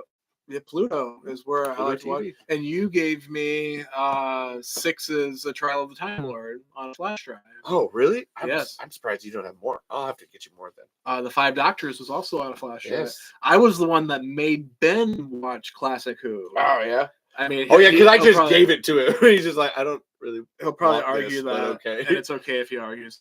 I feel like you gotta force yourself through some of those classic Who series. Well, it's a different it's a different way of telling the story. They take a 45-minute episode and they spread it out over 4 freaking episodes, and they see. I just like they like. It's not that they take that like. We're used to like the ADHD speed of an episode. Like I come from theater, where that whole like the 4 episodes is just like a play, just a really long. There's a lot of dead space walking around Paris and everything else. Okay, look, man, I don't know why City of Death is so many people's favorite episode, because I would agree with that. Where it's just like, this is just fucking. I don't care at all. Nobody interested in history. No, I'm not. This is fucking stupid. That was a terrible Tom Baker. That was. Listen, would you like it, little baby? I'm telling you, I don't. My Peter Capaldi and like Tom Baker are so you're like Mummy on the Orient Express. Would you like a jelly baby? Oh, yeah. Well, I think so. Anyway, Tremors about it. Tremors, Graboids. We're still talking about that, but Doctor Who again. So actually, I wanted to. Okay, this is totally. Oh, Key to Time. Oh, yeah. Yes. Although, okay, like there are episodes in Key to Time I like. Like, I don't like Androids of Tara. Androids of Tara is like but the Rebos operation, one of my favorite episodes of Doctor Who. Like, that one is so good. And the Graf in Decay. And were you there on Viren with me, like Sherlock of the days of old? And he's fucking, to me, Sherlock, to me. It's absolute camp, and I love it. And Binro the Heretics. Now we're really getting to. Oh, do you know those things in the sky? They're not ice crystals. Speaking of ice, they're stars. TikTok says we feel like we're in an ice fishing shack, and I want to talk about ice fishing. Oh my god, no! That was on my list of things to talk about. Like, was actually on your list, or are you just fucking with me right now? No, I love ice fishing. Ice fishing is my favorite. Okay, tie it into Tremors. So, honestly, we were talking about my wintertime graboid. I feel like ice fishing would be fantastic if that like kind of slower, more durable ice graboid would have the ability to swim. They could go out into a lake, and then you have like a little bit more free motion. But then like ice fishermen are a fantastic. Like you see ice break all the time, because we have a lot of like dumb people that a wintertime graboid could be a thing. Yeah. Oh yeah. This is I've thought of this myself. I have plotted this out. It could be a thing. They also may be like, what is a wintertime graboid? Like they may not know what Tremors is. This is what's hilarious to me is that TikTok, while these people follow the Tremor saga, for some reason some of them don't know what Tremors is. I don't fucking understand it. Well, I mean, we are not talking about this type of Tremors. Essential Tremors. We could, if that's what people are interested about, we could talk about some medical issues. But yeah, honestly, actually, opening the movie with like an ice fisherman would be really good. Yeah, I mean, because we got people that go out on like 2-3 inches of ice, and you'd never know, like they would just like disappear. Yeah, okay, it's just you would just assume they fell in the ice. I can't tell you how many videos I've watched people falling through ice. Exactly, you just like, oh, that happened. What are you gonna do? Yeah. Like, I'll buy that. I'll give you that. And then there's so much like emitter like work that like my Vexlar like emits like a ping ping, like the extra noise. Yeah. Okay. We're writing this script, baby. Yeah, so I mean we're writing this script. There's a lot of attractant to a graboid. And sometimes you're not in very deep water. Sometimes you're only like 3 foot deep. So I mean it wouldn't take much. I can look down through the ice sometimes and see the bottom of the pond, river, whatever I'm fishing. So I mean, it's not a crazy. Even just a tentacle. A tentacle would easily be able to reach up and like. Yeah. I just wanted to talk about something because this is my show, not Justin's. Absolutely. So this is just. I don't really want to go far with this. I just had to discuss this.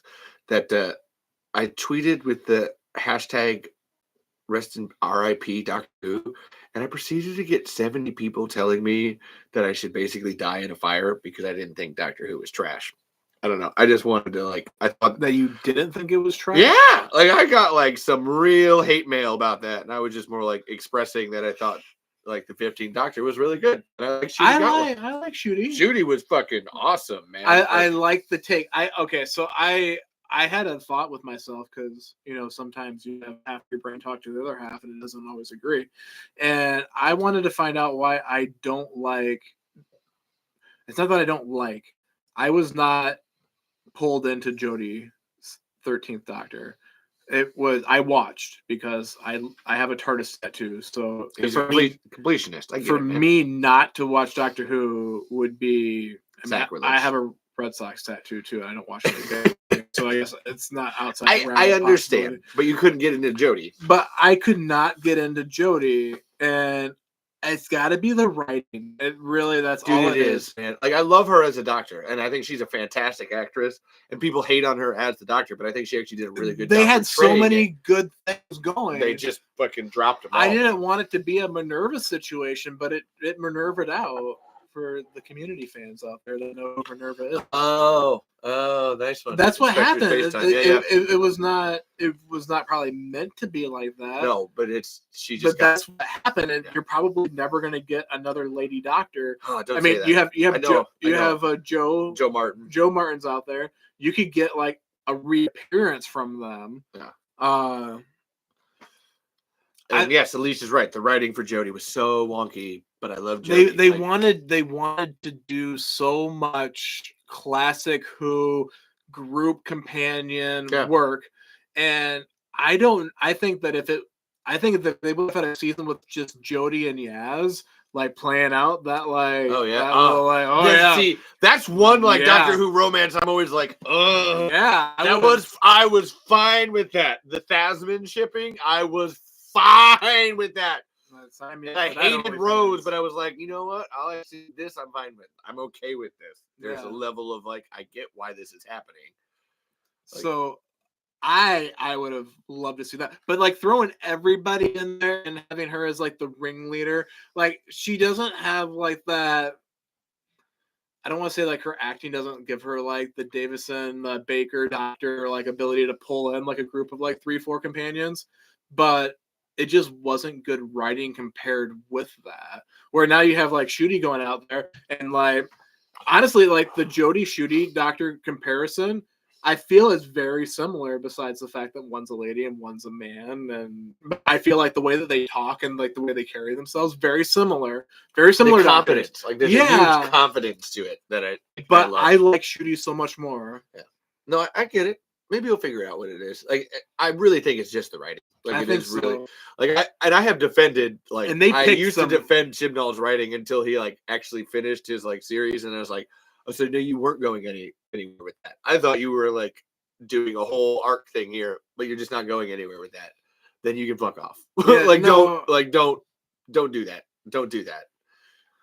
Yeah, I don't know. I just feel like the point being the stories that they chose were weird stories. I mean, okay, so like you pushed the envelope a little bit.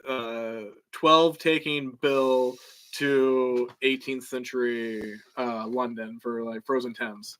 Bold strategy, Cotton. Let's see how it plays out. It played out. Rosa Parks, great episode. Maybe not. Not smart. Not smart. Not smart. No. I love that episode. It's a great episode, but really, I mean, cringe kind of. It's painful, but it's meant to be painful. So that's where I didn't like her TARDIS. Her TARDIS is my lock screen. I know it's your lock screen. It's fucking. It's awesome, too earthy. Man. I love it, man. I love the thought. It's so different. That's where my like. It's so it diverges. So I always give that a little more.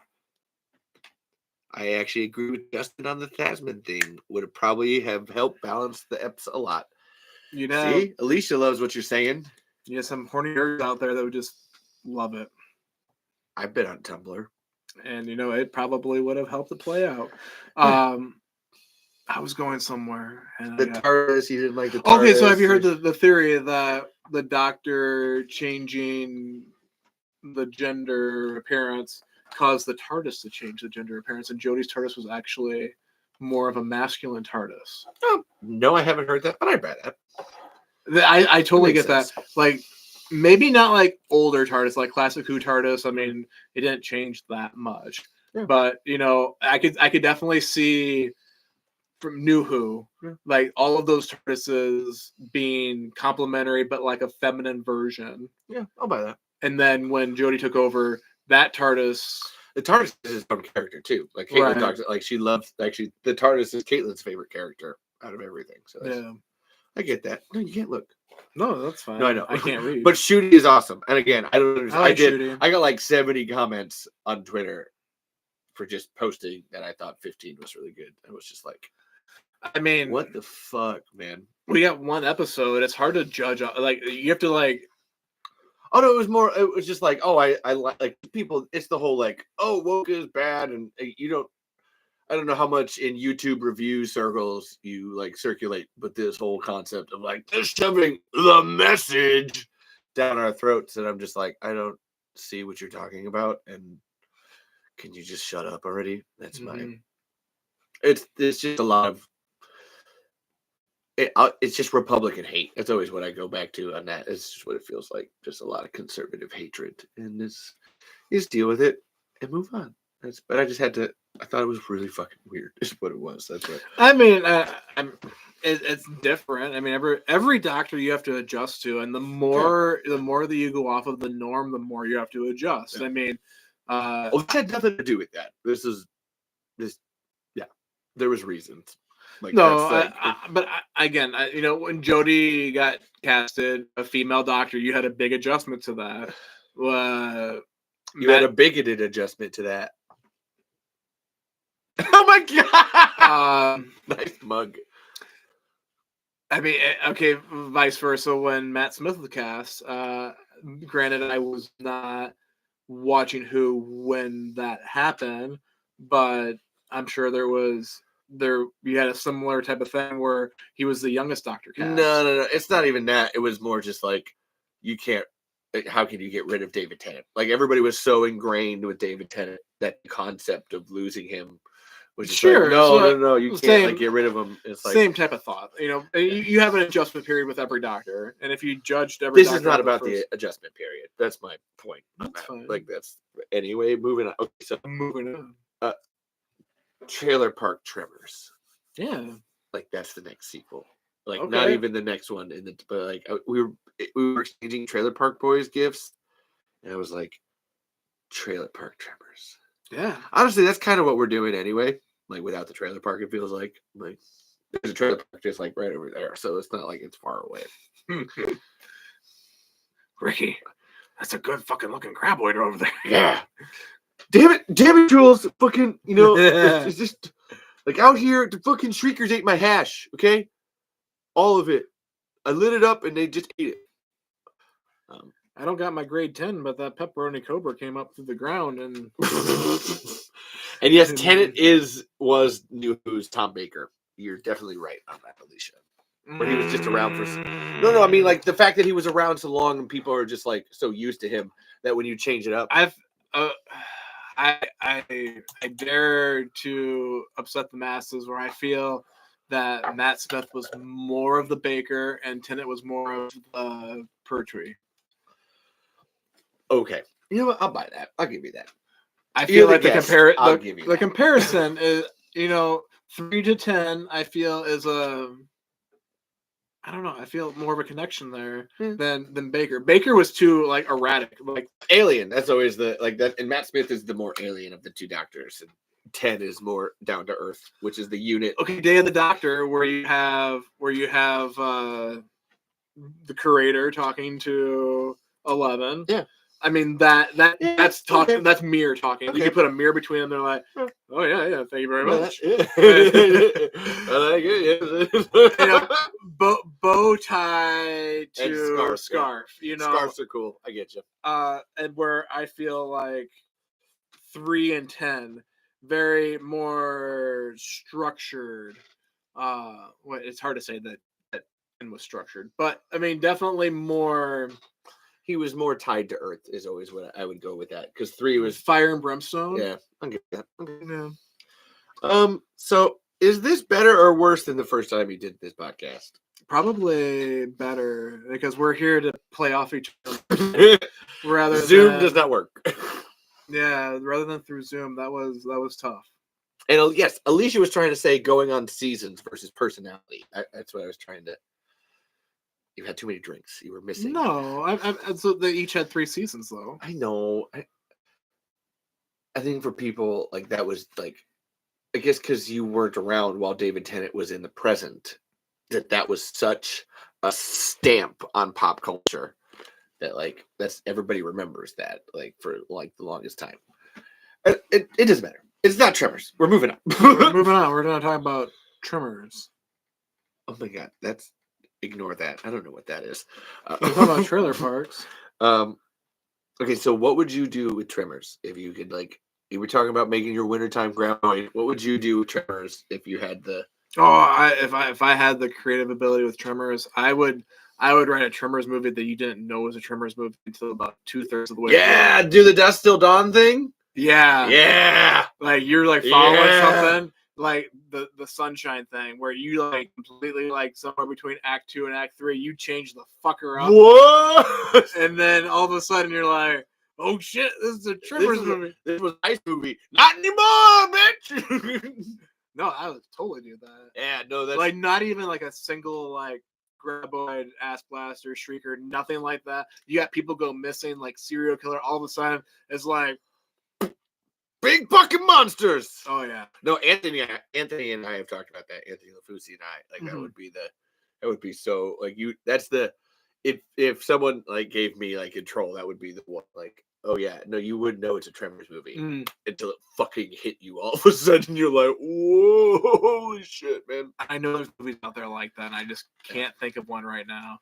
But from Dusk Till Dawn, that's the only one I can think of. Like where there's I know. There's like okay, Life with with Ryan Reynolds. Yes, where it's like it's a Venom, a symbiote movie. Oh yeah, no, it's not. Yeah, whatever, totally. It's fine. Whatever, man. Fine.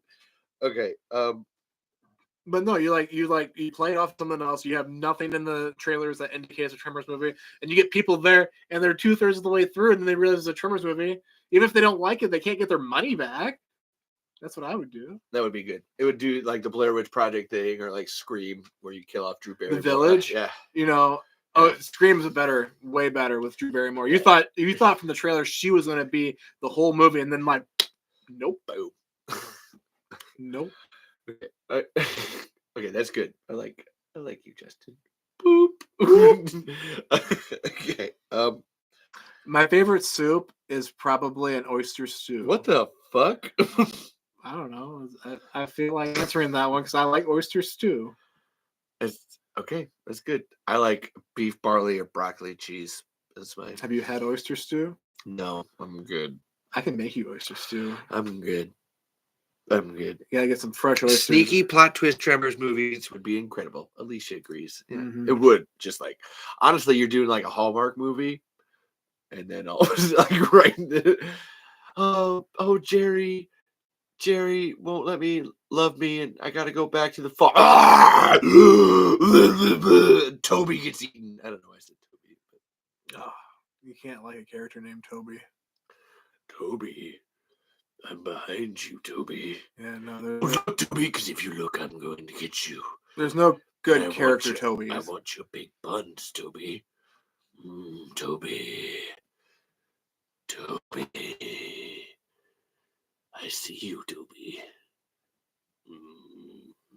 Toasty Toby. I like Toby from The Office, I say. No. Yes. No. Yes. He should have died in Costa Rica. Fuck off, man. I like killing characters off. Okay, and then we're gonna kill off Chase. Chase is dead. So who is Chase Maddock? Well, Chase Maddock is the grandson of old Ron Maddock. And, from there, he's just a boy.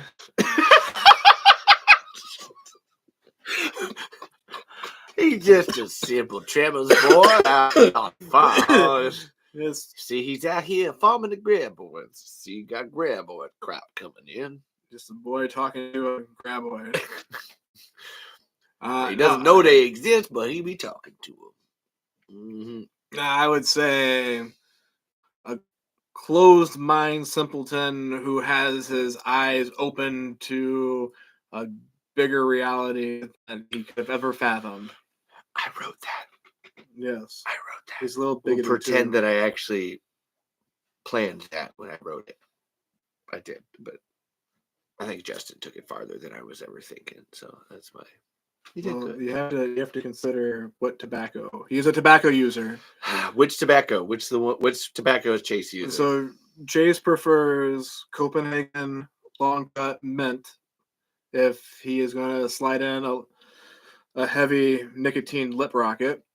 And should the opportunity arise that he wants to get lung cancer instead of lip cancer, he chooses the Pall Mall Orange, the 100s, the long ones, at the same price, and they burn a little bit longer. This episode's brought to you by neither of them. Pall Mall Orange, not a sponsor. Not a sponsor. Okay, here's a story for you. Okay. I thought when I was younger that a Pall Mall Orange was going to taste like orange. I thought it was a flavored cigarette. Like, why would you have it orange? I mean, Marlboro Red. I mean, okay, you don't know what red tastes like. It could be like an apple. It could be a red hot. Be my apple or cinnamon. Yeah. There's options. It's hot. If you see orange, what's it going to taste like? It's going to taste like orange. It's going to taste like an orange. It doesn't. It tastes like cigarettes. But take us through that. What do cigarettes taste like? What is no, shut up. I don't care. This is where my Chandler monologue comes in. I'm talking about smoking. So yeah, he's a tobacco user. If you're, did you know they have to be 21 to have buy tobacco products these days? Yeah. I didn't know that. Yeah. I'm glad I'm over 21. I did. Welcome to America. I know. They changed things around. And in England, if you're under 16, you'll never be able to buy tobacco products in England. Oh, yeah. King Charles. Uh-huh. Wow. Are you going to flip off the king for banning tobacco sales? Yeah, I don't know. I'm also like freedom. So you remember when we were flipping apartments in May and I bought chew for the first time? Like, I can stop chewing whenever I want. I just quit. Oh, wow. I am a week and like 4 days into quitting. Good job, buddy. I know, right? Wow. Okay. Yeah. Follow up that question. So this has nothing to do with that at all. But I think that the name Rejection in the fourth movie Yes. is Spot on. an old Native American name for the land because they knew that there were graboids around. So they named that area Rejection as a warning for people to stay away. Mm-hmm. That was, and then we Englishanized it. I don't know. That was, I was listening to the Horrific podcast today, and they were talking about where the hell did that name come from, and I was like, oh, hold on, I have a headcanon for that. But is that a question? No, it was just a discussion point. I know that you have point. Apparently, Justin never watched Tremors 4, or I have. No, I meant like doesn't remember it, so it doesn't really matter. But that's fine. I can't quote it. No, it's not Star Wars. No. Okay. There was a time. There was a time where you could tell me a scene and a line from Star Wars, any of the 6 Star Wars movies, and I could give it to you. Misa thinks that this is a bunch of busa. No, this was in high school. This is a whole watch nasa. I ain't like it, no. A bunch of bantha poodoo if you tell that. Oh. Damn it, I gotta pour another drink. I don't want to kill Justin, so but yes, Alicia was paying attention. Thank you. I'll talk about it later, but I just had to I came up with the thought today, so I had to discuss it and it's like warning, yeah, but because they're they're English, they didn't realize that it was oh no, stay away. They're just oh, that this valley is named Rejection. That's funny. Let's name our town Rejection, without realizing oh, there's fucking giant worm monsters here. No, maybe we shouldn't be here. I totally get that, though. Yeah, no, I think it was just a silly little headcanon thing. It's a solid point. So yeah, okay. There was a point to that. There was something to that. There was a point. Do you think I'm crazy? That was the next one. What's it like being friends with me? And people don't know. They only hear Caitlin. I mean, we talk almost exclusively in GIFs. Should a phone call happen, a 30-second conversation turns into about 18 and a half minutes.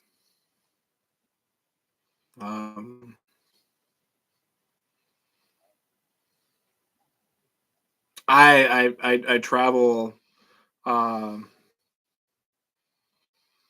500 miles one way to come to the podcast.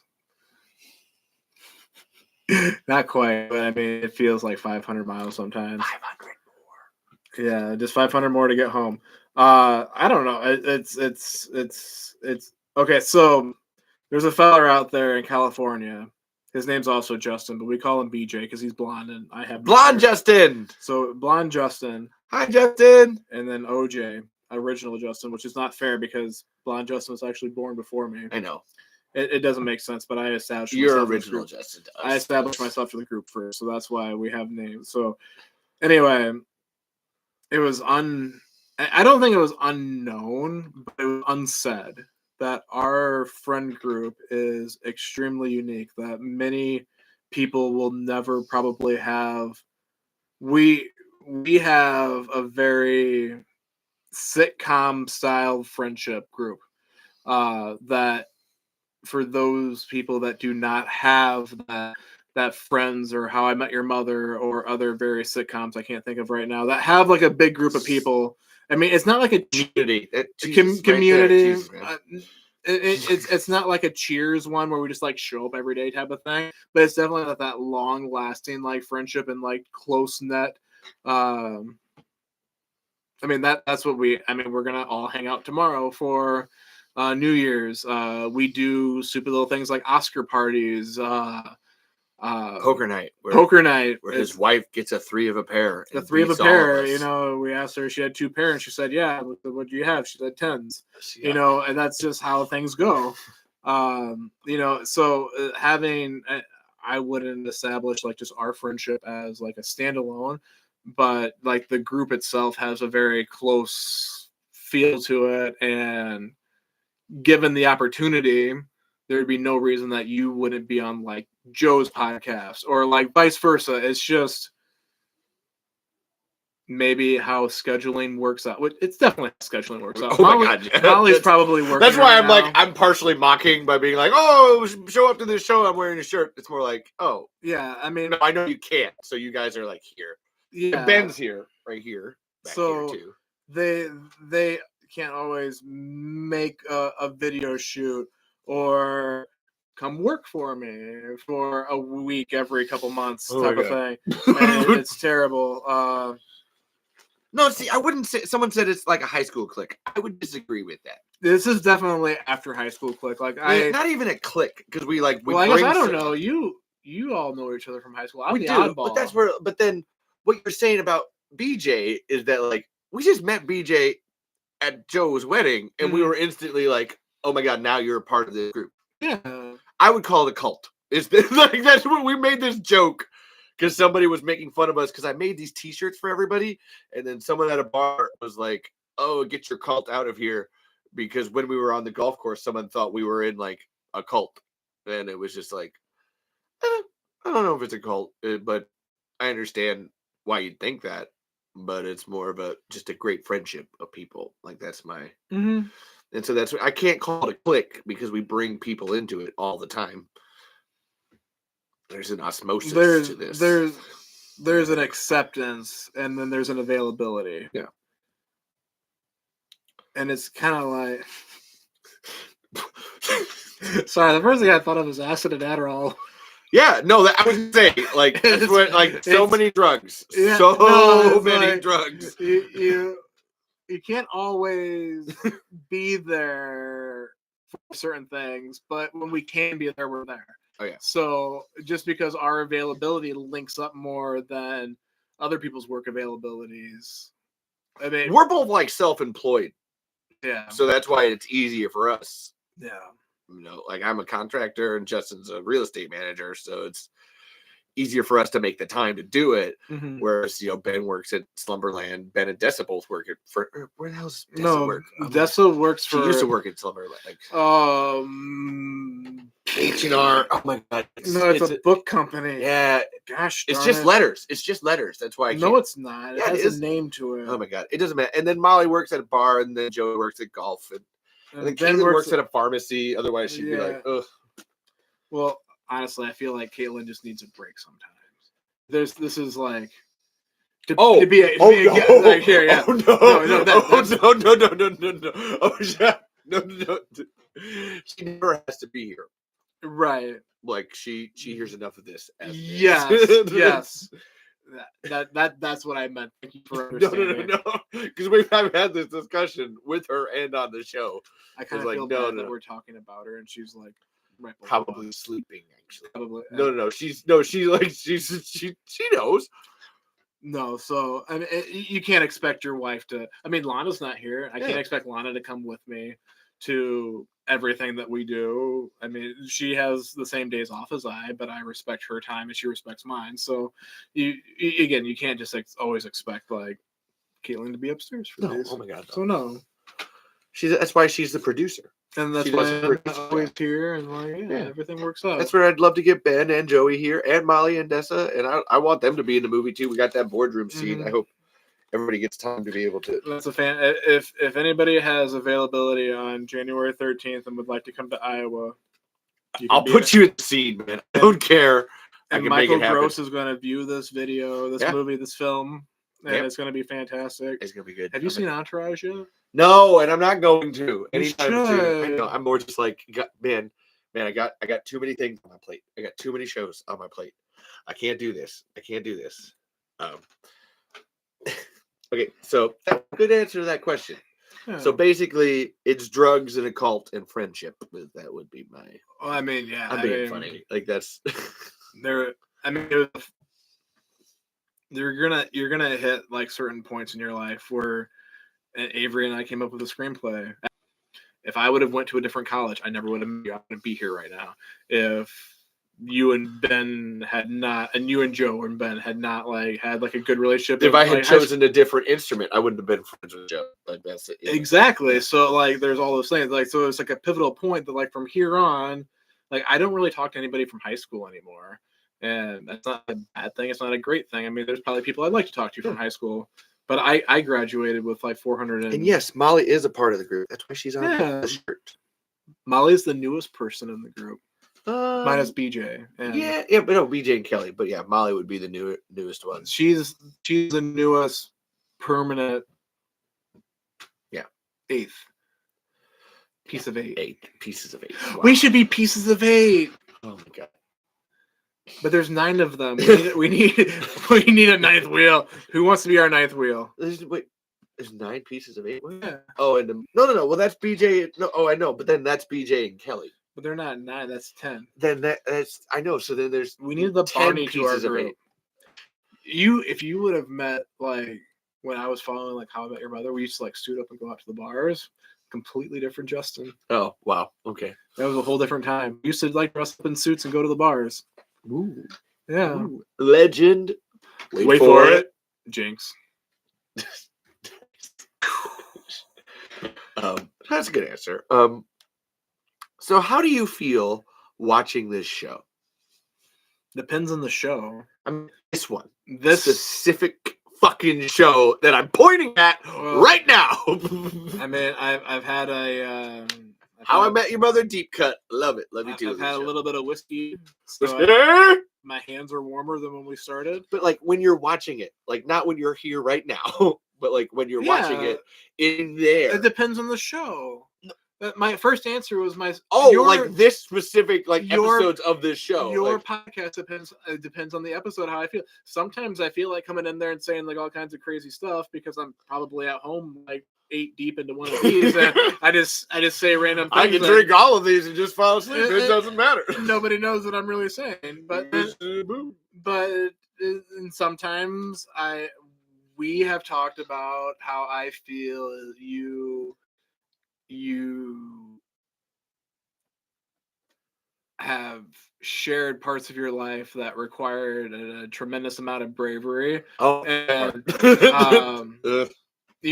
like I'm proud of you for sharing that. I mean, there's parts of my life every once in a while I'll have like a flashback pop up and be like, ugh. And for that too. Actually, it's did you come with one? No, Lana's never gonna watch this, but every once in a while I'm just like sitting there and I'll like have like a flashback of, ugh! And she's like, what does that mean? I'm like, oh, nothing. Like, I don't feel like telling her like holy shit, whatever like flashback can come up. Oh man. I mean, if she dug into it, I would tell her like something I'm hiding. But it's more just like, oh no, you don't want to. But you get like a cringy moment from your past. It's like you just remember randomly, like and it's like. Yeah, so no, you can either run away from it or you can deal with it. That's always and sometimes I deal with it and it never comes back, and sometimes it does come back. It's just the way my mind works. But you're saying there's different episodes of the show that are more funny, and then some are more cerebral. I don't feel that you carry the same genre of show from week to week. Like you don't know exactly what you're going to get, and I like that. I love that about you, and I love that about the show that you can go week to week, and you have Tremors as your cornerstone. You're always going to come back to that. That's what you build the house on. But then you're going to talk about Doctor Who or How I Met Your Mother or something else, or Olives, which we don't need to talk about Olives very much. You said though, so now after. But we talked about Olives. That counts. That was one. And it depends on how it feels. Because sometimes, like I said, I like to sit there and I just like to say like random stuff and give you ideas, or like you'll say something that nobody else will get, but I'll make a comment that you'll understand. Nobody else will. And it's fine. And sometimes we need to talk like 3 days after viewing one of these and make sure everybody's okay and say, I'm proud of you for getting that out. And I don't think that I could say everything that you've said. That I probably could with time, but I don't know if I would even want to. And by opening up that vulnerability to your life is brave and takes courage and needs to be commended. Yeah. Alicia said the genre is just hangout, and we love it. Yeah. I would agree with that. And, just like going said, off his thing. Sometimes it's How I Met Your Mother, and you're. Sometimes it's sitcom. Sometimes it's drama. Sometimes it's horror. And sometimes Marshall Digest. Oh, just dies. Yeah. Yeah, Oh, you yeah. know. No. Right. Actually, again, bringing back Avery, we were watching which I personally think is the saddest moment of How I Met Your Mother is the robots versus wrestlers episode. I've barely watched any. Okay, so there's a moment that, you know, there's some moments that are like it hits you like a train, like very, very sad, and there's others that like dwell on your mind a little bit, and that's what I love about that show. It's a fantastic show. There's nothing like bad about. Oh no, that I've show. always actually that's one that's always been on my list of just. Like, There's probably bad things about the show, but again, when you're watching it, like Friends has bad Jodie things. Whittaker's Doctor. You know, it's there's things that are bad about every show, but season 4 of Community. See, I like season 4. It's okay. I don't hate it. I'm more just like I don't dislike any episodes of Community. Yeah. The only thing I dislike about Community is I have to buy Subway within like 3 days of watching Community. Eat fresh. Subway, if you're interested in sponsoring, there is sponsorship opportunities. Get olives and we'll triple your net. That's a Subway black card, Mr. Winger. That entitles you to free $5 footlongs for life. For life, Mr. Winger. Which I always loved because at that time that's like, what? That's the stupidest thing. You can always get free $5 footlongs. But now that's actually like, oh no, that card would be worth a lot. Like, oh yeah, free $5 footlongs for life would be fucking amazing. But anyway, the point being is that this show goes all over the place, and I actually appreciate that. So I have, you know, I have things that I come into it. Like I had a whole different plan for this episode, but then once Justin showed up or was like slid into my DMs, I was like, okay, so this is what we're gonna change this up now, and we got to do something. That's what I do. You got to do it differently. And yeah, I do think like it seems improvised, but I usually think about what we're gonna do, like 3 or 4 days. There's some structure here. Yeah, like I wrote it down. You know? Yeah. 3 to 4 days ago. Cheap. Are you guys my daddy? How old are you, sir? Okay. I don't know. There's a chance. No. You don't have to. What? But going off of that. Yeah. I'll tell one first. What's your sad story? Is my sad story of my life? No, I mean, you can just pick something that's like sad, that's instrumental to who you are as a person. And I feel like I should have said this much earlier, but I wrote it really far down in the thing. Instrumental, and to what extent? Like, like what you were talking about, here. Like just like what you're just talking about with me, like opening up about stuff. Like what's something that like built you as a person that you want to talk about? Like I want to say this. So on Christmas, my mom like ghosted our whole family. This Christmas.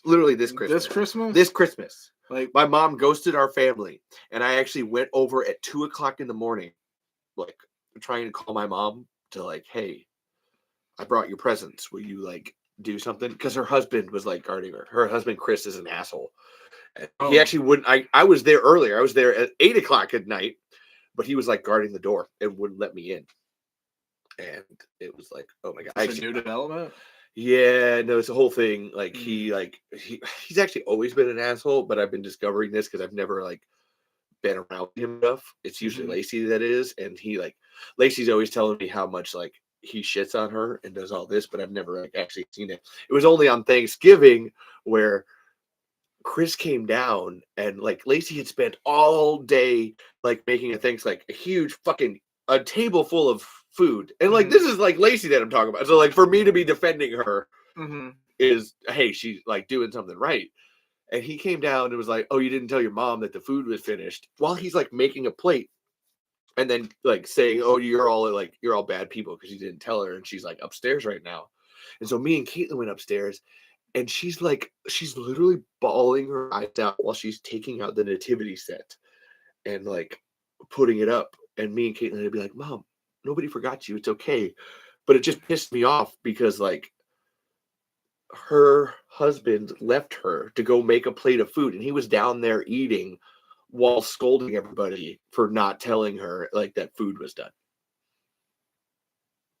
Like, think about that. Like, if Lana was upstairs, upset Mhm. and crying, would you leave her at any point, even to like go be like, hey, you need to like go like, because he wasn't even say, oh no, go apologize or anything like that. He Mhm. was like, oh yeah, no, you didn't tell her, and so she's like upset. And oh my, it like enraged me because I was like, I would never leave Caitlyn crying like that. That's insane. Mhm. And then like 2 weeks later, Lacey moved out of the house and moved over to a different house. It was like she'd been in that house for like a year, and she went like, nope, that was it, and like moved out. And so then I went over on Christmas night, and nope, Chris was guarding the door, and I just fucking yelled, and I just want him out of my fucking family. And like I said, then went back at 2 o'clock in the morning and called her, and she actually with Facebook, like she was active at the time, like 100%, and she was like reading my messages, Mhm. but like not responding, and I was just like, I'm okay. Like I'm not crying, but I'm very. Justin can probably tell. Probably, I'm very upset by it. Like currently, because it was just like really painful, and that was this Christmas. So that's my like Mhm. sad fundamental story of my life. What's yours? No. Um. Yeah. I was trying to like open the door for you a little bit. I think you opened the door to you opened the door somewhere. Oh no! Oh! We're Get back inside me, Tia! we are not the same. No, I mean that most respect. It's okay, man. You No, don't have to. You don't have to share a sad story. You just don't know. I mean, shit. How do you follow that shit up? How do you follow that up? I missed going to state by 4 inches in the shot. I don't. I mean that was traumatic to me. I'm not laughing at you. I was just Honestly, okay. So Alicia blew the bloody doors off there, Levi. That wasn't even on my radar of a story I was going to mention. That's why I was trying to like. I mean, I could go. You know, like how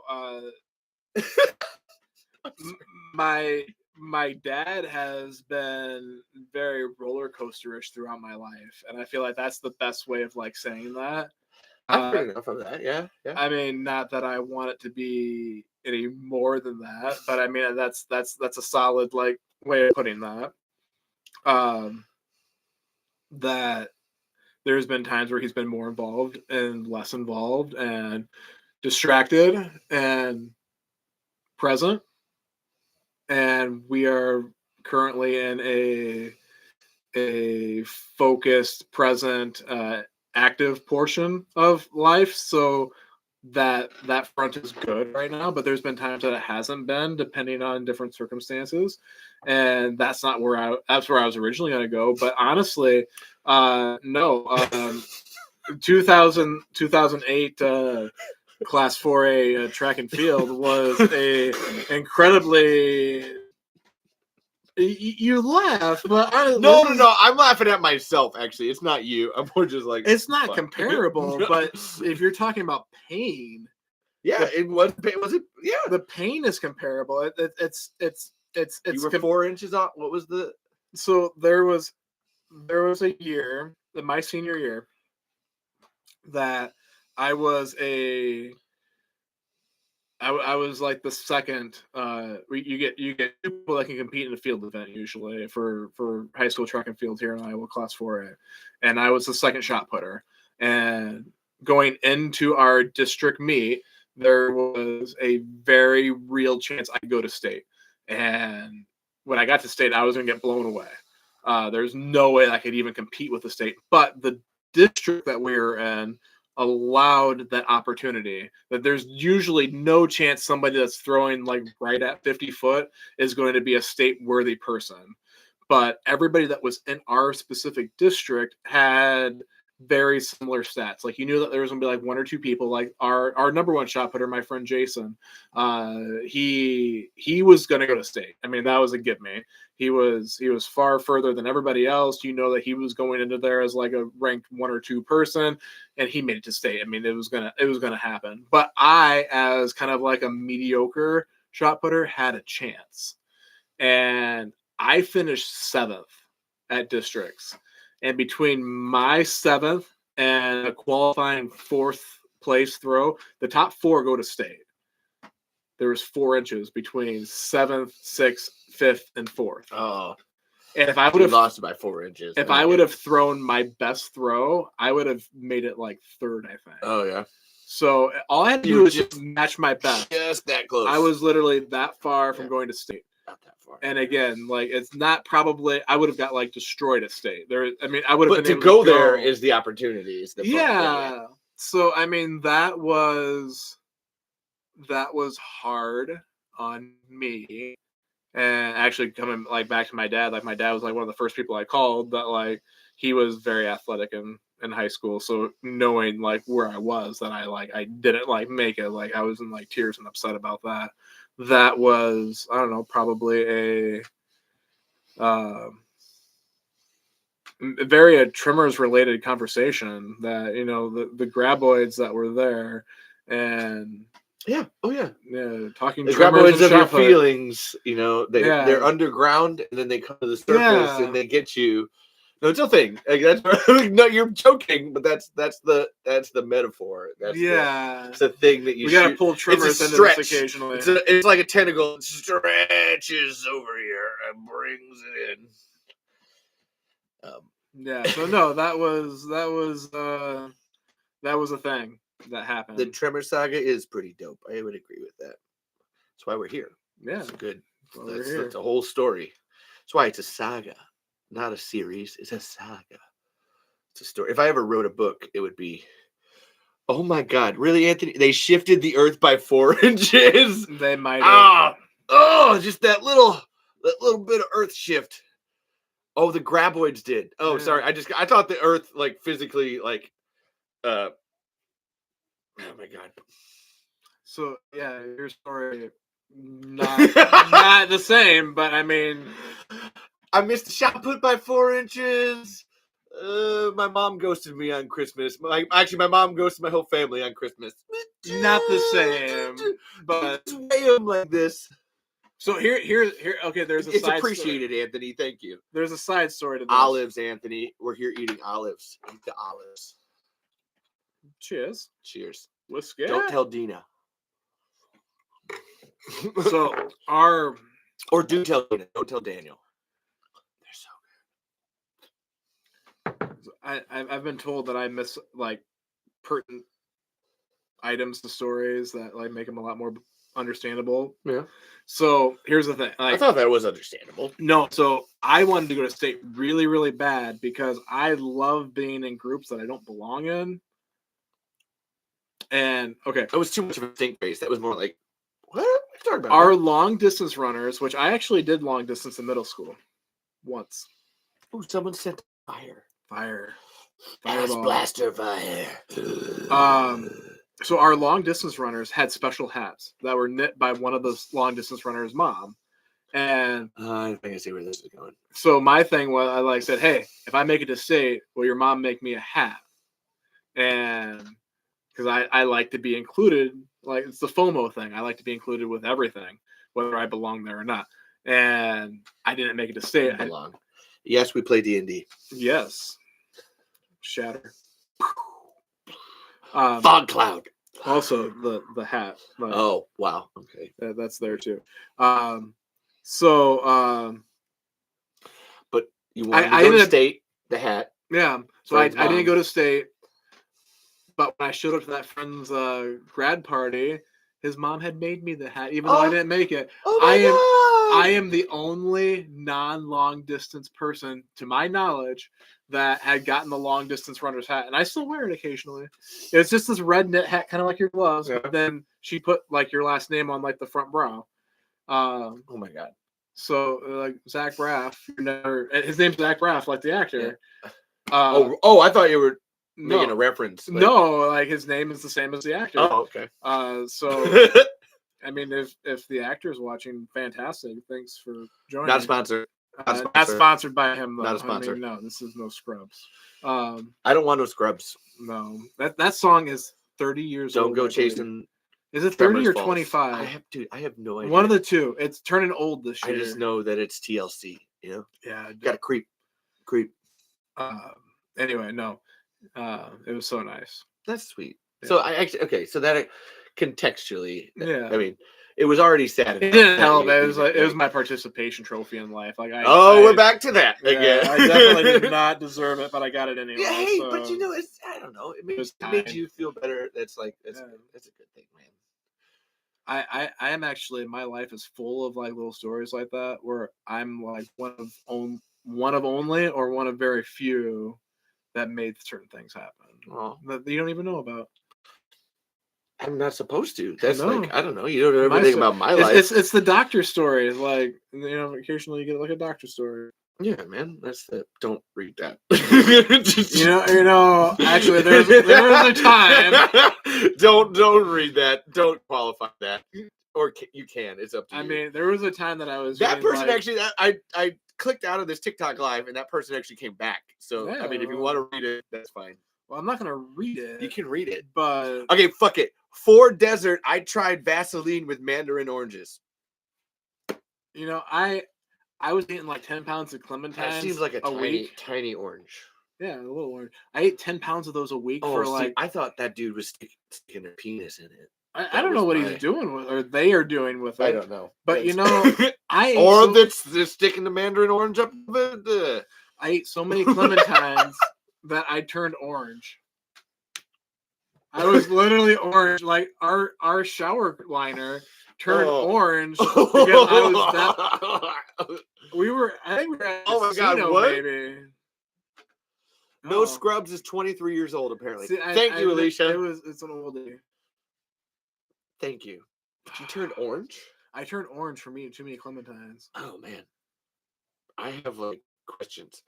Are we coming back to the glory hole tonight? No. It depends where it's at. No. Is it on my way home? He can do whatever the hell he wants after he leaves his house. It's not. Nope. There's no glory holes here. I'm good. Thank you. Man, where are we at with the questions? We are actually this train. No, we're like almost done here, but yeah. Oh, okay. So no, I know Chris is watching at this point in time. Boats and Brews. What is this? Like, okay, it's Brews and Cruise. Brews and Cruise. I already got the name fucking wrong. Yeah, whatever. It's not Boats and Hose. We did that on Boats and Hose on the Freedom of the Seas 2009. Like I was telling Katie this on the way over, like, where I just had a laugh because that TikTok or that reel that he did of like, oh, this is my dirty party space and it's so dirty. And then he did the click and it's like, oh, no, it's a podcasting studio. It was, I could see all of those cars in the dark. Like, who's this fooling? What is this doing? You just turn the lights on. I was jealous, okay? I'm going to say it. It was so cool. And I was also like, okay, but like. You want me to turn the lights off in here? No. We're in a cellar basement trailer. Who knows? Ooh. But wait, click. Oh my god. There's a magical light in here now. You're glowing, Justin. You're glowing orange. Create light. It's a level 3 spell. It's really bright now. Click. Oh, our skin tones are fleshed out. Yeah. You can see the orange pretty soon. I went too low. Hold on. Back up. Okay. But I don't know. I wasn't even trying to hate on it. I was just more like, oh my god, what is like Chris starting a podcast over here? Like I'm totally gonna listen. Like unlike Anthony's podcast, I'll actually listen to the episodes as they air. I'm sorry, Anthony. I don't know why everyone thinks I look like Seth Rogen. I know, right? I disagree with you haven't this. seen Ben. Because I think it's just because of the glasses and the beard. Like, that's it. It is such a simple... Somebody said Will Ferrell and Jack Black earlier. And I was like, So, now I just look like... nobody likes look how hairy he is. Nobody likes that. Wow. Jesus. See this, like, see comments like this where you're just like, holy shit. Okay, TikTok. You and this is easy. Like, well, haven't been in screen the whole time, so see, you're not even. Actually earlier this year, I had hemorrhoid surgery, and because of that, I no longer have to worry about anal seepage. If you have bleeding from your rectum, you should talk to your doctor. Here's a wrestler reference, but Miro Rusev vibes. I guess I haven't seen the wrestler. Actually, back when I would do professional wrestling, I got a lot of. I was hoping the name would come to me. See, the thing is I was totally that. Fill in the blanks. He's got to look it up. Okay. I agree. The Seth people have been. I've seen like 10, 15 comments on the TikTok where it's Seth Rogen. I know. Honestly, someone. This was a funny one where it's like, so when's your next movie coming out? What's your next movie coming out in 2024, Seth? Oh, I thought I don't need to look at your text. You're fine. But I was like, I don't see the Seth Rogen. I don't know. That's not. My dad might be watching, actually. Oh. I'll text him real quick. Oh, I would like to comment, but how? That's not what. Oh my god, that's what Pappy said once. Where it's like, that was the last episode where he was watching with Shamari. He's like, I don't know how to comment. It's like, I think you should just be able to comment, like sign in. So sign in. You have a profile, hopefully, or if you just sign in via Google, and then there's a little click underneath. It says live chat, and you click in and you type your comments and boopity boopity boopity. Yeah, that's my. I don't know how to help with that. I'm not gonna be able to find it. Do I beat you off with these gloves on? No, never happened. Nope, I'm good on that. Like, I may be trans, but penises are gross. I'm just gonna say that. I'm sorry, buddy. Braun Strowman. Oh my god! How did that fucking unlock that? That's what I got. I got a lot of. Oh my god! I hope people were paying attention to that. I pulled it out somewhere. If you are in the chat, fucking. Oh, thank you, Alicia! She gets it. I have no idea what you're talking about, so I don't. Wrestling. I know it's wrestling, but I don't know the person you're talking about. It's like when I say Christopher Garten, and you're like, who? No.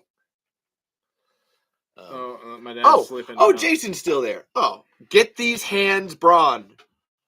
Bray Wyatt. Oh my god. Yeah. Okay. See, we should have been appealing to the wrestler in everybody. Son of a bitch. Okay. Wow. That was a plot twist. I give it if I put glasses on it. I give you that. I get that. I see that. I never really had anyone that was like, I don't have a good doppelganger. I don't feel. My only one is David Bowie. I hear that one a lot. I get that a lot as a comment. I'll take that one. That's my only. See, I always thought that if you did the Matt Smith hair, you could pull off a really convincing Matt Smith. Pappy's actually always said that, where it's like, I look like Matt Smith. I was like, I'll buy that. Nah, I could see that. There's the one accent out of all of them that I have the most trouble with too, when I'm trying to like do impressions of all the doctors. I can do most of them, but his is just like, I don't know. It's just, I can't get it in my eardrums right. I'm getting better at David Tennant. I'm not going to do it on here because it's not great, but I'm getting better. So anywho, I just wanted to do a David Tennant impression. You can. I know. Nope. Okay. We're almost like we're here. Okay, good. My bladder has like a 3 hour and 15 minute. I know, buddy. I know. I get it. Okay. So what do you want in the next Tremors sequel? Like the one that we're making. And our Tremors sequel? Oh, you're good, Jay. Thank you, Jason. Sorry, guys. Been cleaning and doing herbal medicine, so I've been listening in the background. That's probably the best. Yeah, that's the best way to do that. Yeah. But what do you want in the next Tremors sequel that we're doing? If you're going to participate in the creation process of this, and Anthony, if you have suggestions, you can give me suggestions. See, I know you hate me right now. I love the idea of doing winter scenes. You have the white snow. It's kind of. Have you ever seen the final season of Dexter? No. I never saw the beginning season. I've only seen the final season. No. This is a question for Caitlin. It's kind of like from Lana watched the first ones and she told me that there's things that get brought up, but it can be a standalone season, okay? Yeah. But the blood and stuff on the white snow. Oh yeah, right? It just has so much of a contrast. Honestly, for me, it's not even blood. It's the orange on the white snow that I want. Like, that's my, like, the orange but you could, on the white snow. Pumpkins on the white. You wouldn't even need to do, like, that much. You could literally just get, like, a can of, like, cheap paint and just go. Oh, yeah, because it's the white makes it bounce so quickly. Yeah. You don't have to do much. Like, you wouldn't even need, like, the pumpkins. You could just, like, have it, like, splat on the ground. I just like the pumpkin for the chunks. That's yeah. Like.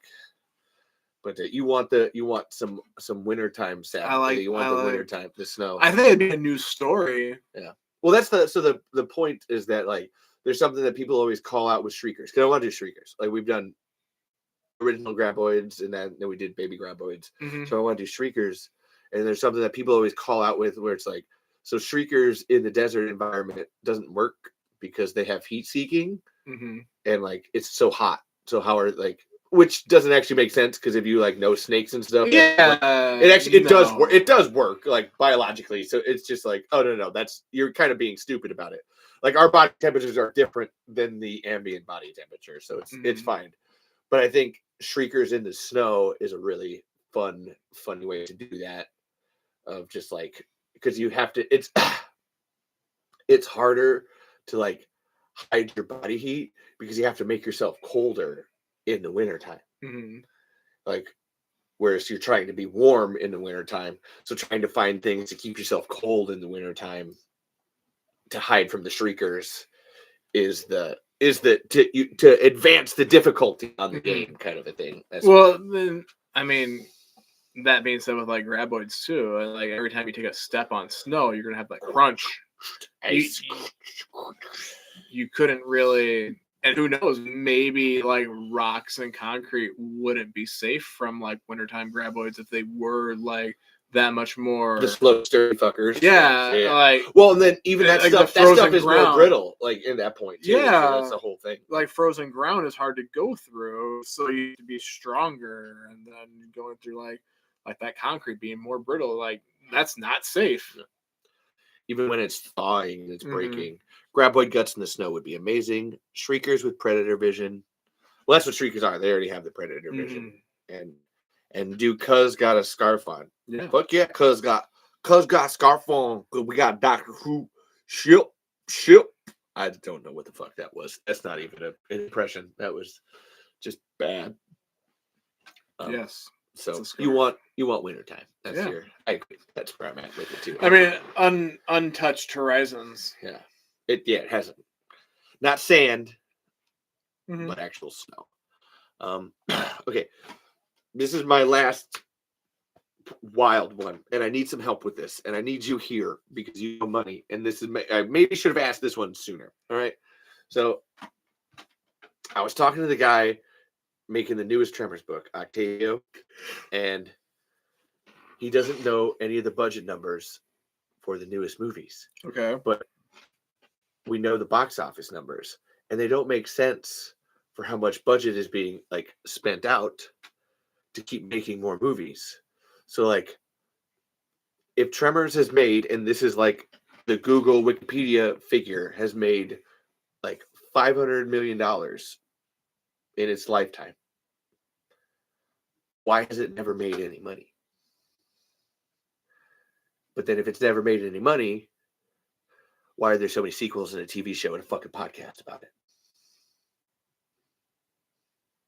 I do not expect an answer to this.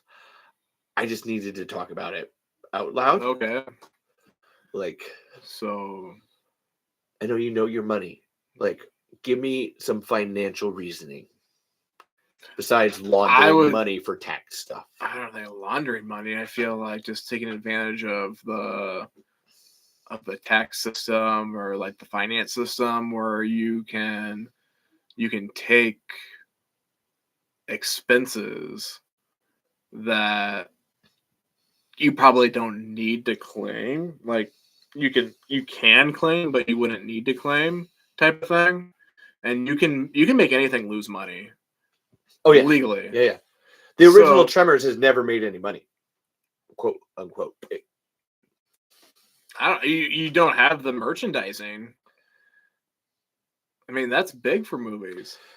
Which is insane when you actually see how many people want merchandise and stuff. But you don't have it. I know. I understand it. I fucking understand this. This is like when I've seen, and you've seen 30 years of people calling for toys and video games and everything more. And then the most we ever get is these DVD box sets. Mm-hmm. Where does that $500 million evaluation number come from? And as a point of fact, so there's a Tremors 2 4K that just released literally a month ago. It is sold out everywhere. Mm-hmm. Like actually, Arrow Video sold out of all of their copies in a month for a 4K that costs $50. Mm-hmm. But there's no merchandise.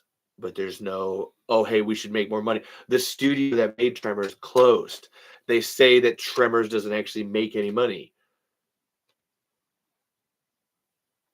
Your confusion is exactly what I was going for, because it's kind of difficult to like parse. How do you like? I have to look at more information to give you a valid answer. All I can think of is that they probably didn't lose money, but you can make anything look like it does. Yeah, via accounting. It's called Hollywood accounting. It's a whole. Yeah. Technically, Men in Black has never made any money. Lord of the Rings has never made any money. Yeah. So I mean, when you start looking at it on that level, it's a good scapegoat. That was it. That was all. I needed an extra person here to talk about it. I'm going to talk about it in another episode, but I needed a legit. Okay, here's a person that I trust. I'm a person that I trust you. That was that like taxes, hardcore fans, low budget cable TV, Netflix good. Netflix should be all over this franchise. Exactly, kind of my point. Mm-hmm. So yeah, okay. And then oh my god, Justin, we made it. We made it. We actually made it. We made it. We're here. Oh my god. Yeah, there's episodes of a TV show, TikTok person. TV series. Look at that. Look at that. And yeah, I was gonna say, do you want to go to Tremors Fest? That was my one last thing. I had Cook Kyle and then Tremors Fest. I mean, given the opportunity and the availability, yes. Yeah. Would you travel all the way to Santa Fe for Tremors Fest? I would travel anywhere. Oh wow, anywhere. I mean, okay, no, I won't go anywhere. I won't go to like Europe or Africa or. Would you go to Europe for Doctor Who? I would go to England. Well, it's I guess technically that's Europe. That's not. That's a United. I mean, Kingdom. it's Brexit. I would go that far. I don't even feel like going to France, and you know how much I didn't Musketeer until stuff. now. until about 2 hours ago, I didn't realize you really like French. So yeah, no, I have no ambition to go like that far. Yeah. Especially today's day and age. I mean, but Tremors Fest, you would travel at least. Yeah. We gotta do the Tremmies, man, at Tremors Fest. Yeah, we do that. Someone on TikTok thinks that you don't like me, or one of us doesn't like me, or I don't know, or you. I don't know. I like you. I hope Justin likes me. That's fine. Have if their not. opinions, I guess. And Justin's like super duper falling asleep now. He's done such a great job. No, I've had a pee for the last 2 hours. And Okay. I thought about running downstairs. Oh, you could have. I would have vamped for time. Go pee. I gotta pee. We can run this for another 6 hours. Okay, so like seriously, folks, are Tremors making its money or losing its money, or like where did that $500 million evaluation number come from? This is my biggest question. Also, I really hate when people on Twitter are like, "Oh, I want a new Tremors movie," and then I literally send them links to a new Tremors movie, and they're like, "Oh, I don't actually have the time to watch it." So stupid. And I don't care about you, TikTok person. If you don't know what Tremors is, Don't be on the Tremors TikTok. That's stupid. But seriously, there's this person on freaking Twitter that was like, "Oh, what's in the new Tremors movie? Making the new Tremors movie." And I was like, "Oh, here's a link."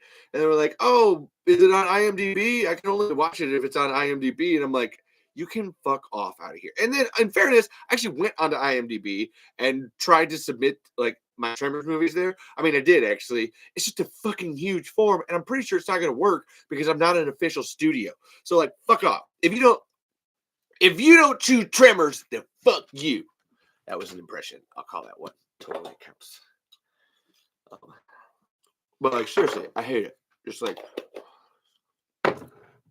that's where Jason, I appreciate you like actually watching my Tremors movie. Oh, I made a Tremors movie, bro, over here on TikTok. Yes, I did. In fact, that's why Justin's here. Justin is like the star of the second Tremors movie that we made. And yes, where did it come from? Where did it go? Into the banks of Universal's Cotton Eye Joe. Hey, Trey Bowen. What's up, bro? And yeah. All right. Justin's back. I wanted to give you some space when we do our wrap-ups here. Hey, what's up, Trey? We got like 3 more hours we can go now. Fuck no. Oh, my God, man. No. It's gonna live stream, but this is also gonna turn this into This is Justin Edwards, the star of the new Tremors movie, Tremors Hunting Ground. Indeed, Colonel O'Neill. Indeed.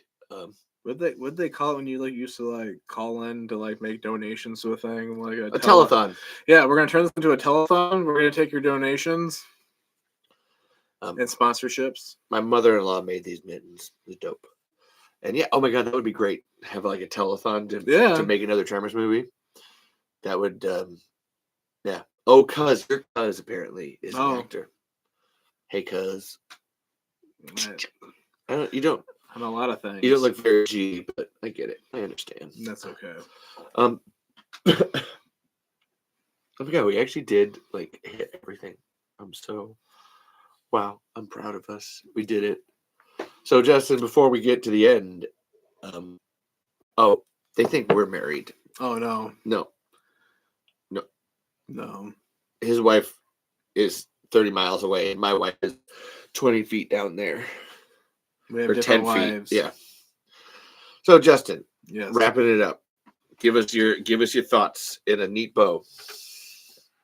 About what? We talked anything. About and like this is the wrap up portion of the show. So take us through your feelings. What do you have left to say? Apparently, we're a beautiful couple. Indeed. No. I'm angry.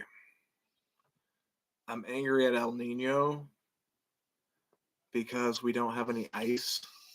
And the only thing I really wanted to come on here and talk about is ice fishing. It's been almost 3.5 hours, and we haven't really brought it up yet. We did bring it up briefly, but we brought it up as a way to start the Tremors winter movie, man. Yeah. Don't go there. But we brought it up. Really, we got to talk about those perch and the other fish that are underneath the ice, and the graboids. The graboids are under the ice. Yeah, no. I'm just angry that it hasn't been cold enough to make ice to get on the water to go fishing. But, it's going to change. It's going to get cold, and we're going to start building ice. So, anyway, besides that, my bow thoughts of the last time, I made some money. We'll just say that. There's another Justin that joined. Fantastic. Maybe that Justin made more money off of his movies than me. I did pay him. Yeah. I tried to feed him, but he wouldn't let me feed him. Are you the fucking IRS? Let's not talk about this, all right? Are you Universal? Do you need to know the budget of this movie so you can find out the profit? Fuck off. No, there was no profit. Yeah, no, because I spent more money paying Justin than I actually spent in the movie itself. Like, that's not even. That is 100% true. I feel like we talked Tremors, and Yeah. Lots of other things. There's probably more Doctor Who. This is probably like talking Both things. I know, right? I don't know which one of us it is. The special ed one is handsome. That's Okay. someone on TikTok. The special ed one is handsome, which could be either one of us. Which one of us has an extra chromosome? Dirt. Who knows? Dirt. Walmart Jay and Silent Bob. Oh my god, that one I actually fucking buy. That one. That's fantastic. That is the first one all night that nailed it. Like, yeah, no, I love that one. Walmart Jay and Silent Bob. Look, man, you're in there with the Tremors and the Snoochie Poochies. I don't care. Get up on in it, dog. I need to watch more Clerks, I think. Oopsie, that was not. Damn it, man. You gotta start grabbing them graboids. It's the whole thing. God. Just I don't know why you he did more with a look than I did with any words. Welcome to Clerks. What's funny is I haven't watched enough Clerks to like know it, but I know that Kevin Smith look just like just perfect. It's all eyebrows. Like, oh yeah, it's Capaldi. But not attack eyebrows, more like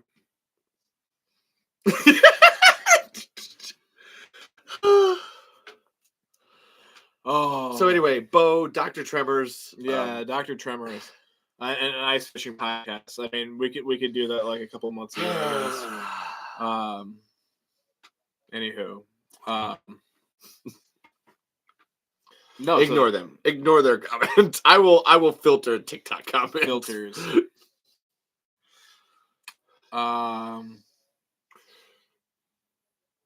What were we talking about? I don't know. Just like what final thoughts? Wrapping it up. Like I mean, what's this show been like? What was it? Filming the Tremors. This show is exactly what I thought it was going to be. A shit show. We discussed what I expected us to, and a little bit what I wasn't expecting. And I'm sorry. No.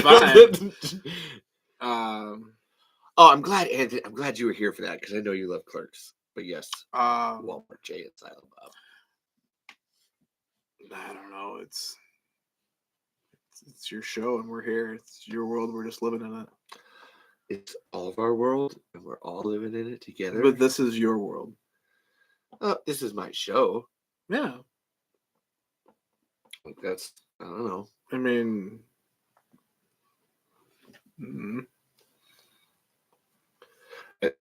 I don't know what I'm asking of you. I was just more like, wrapping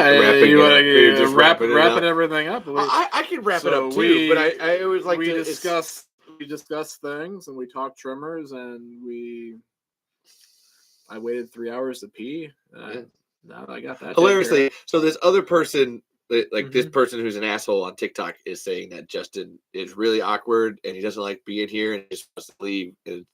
No, I mean, now that I peed, I'm really good. Yeah, he drove all the way down here to do this. I didn't. I had a whole different plan for this episode, but Justin was like, "Do you need a guest?" And I was like, "Sure." And we've had a story. Yeah. Oh my god. And Justin trying for an "I am Knuff" moment, which is true. I don't know. I think you are Knuff. He's Justin. Anywhere else he'd be Justin. Is it his destiny to ride the graboids into the horizon? He's Justin. No, I kind of like the whole Silent Bob thing. I feel like that was spot on. No, I feel like that's more my pace. Yeah. I could sit here and just make faces with my hat backwards the entire time, and it would be fine. Yeah. I'm the loud, obnoxious one. No, yeah, that's fine. We all know that. All of our friends know that.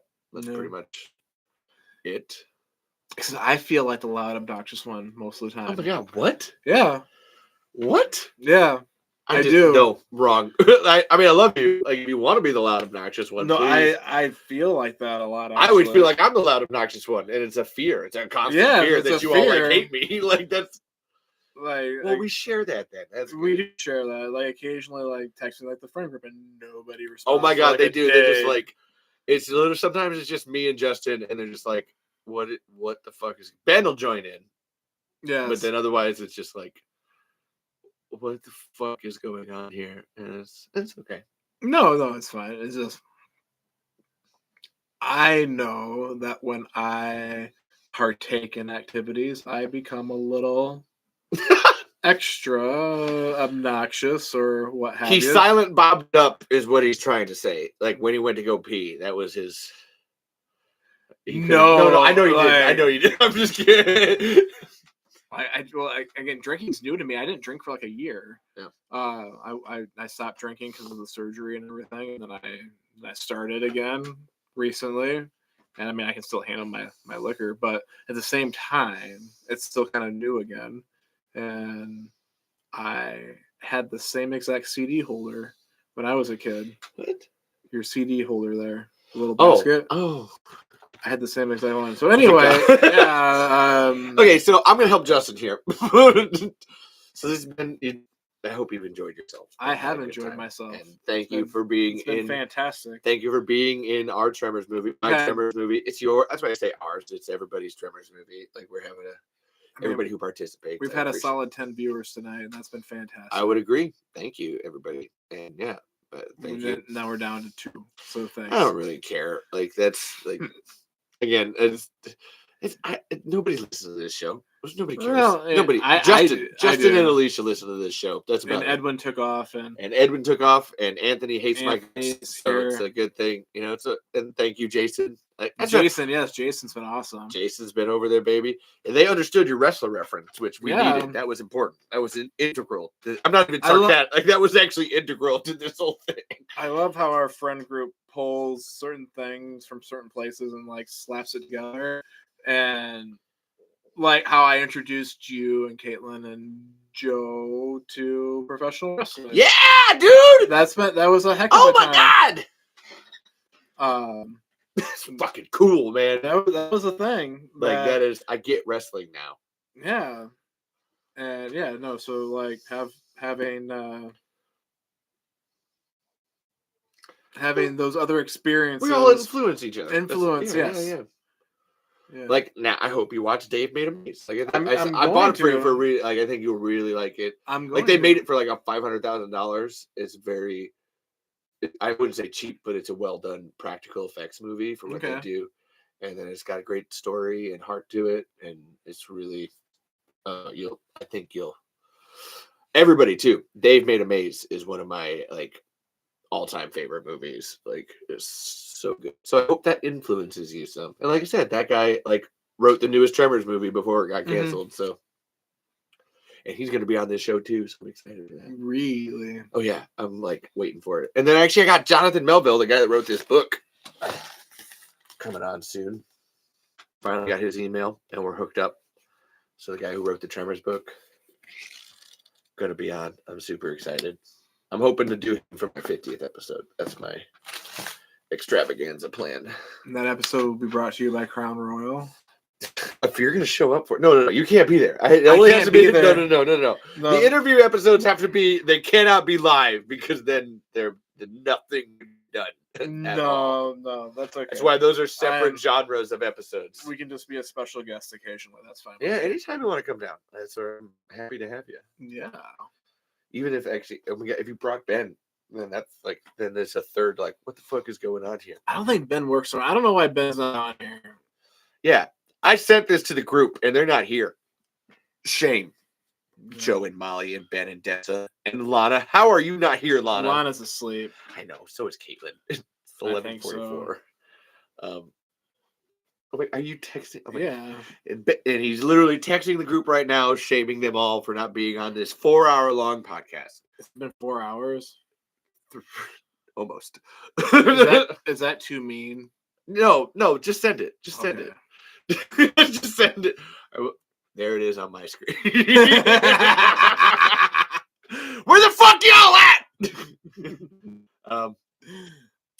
this has been honestly, Justin. This has been an absolute treat. Yeah, no, it's been fun.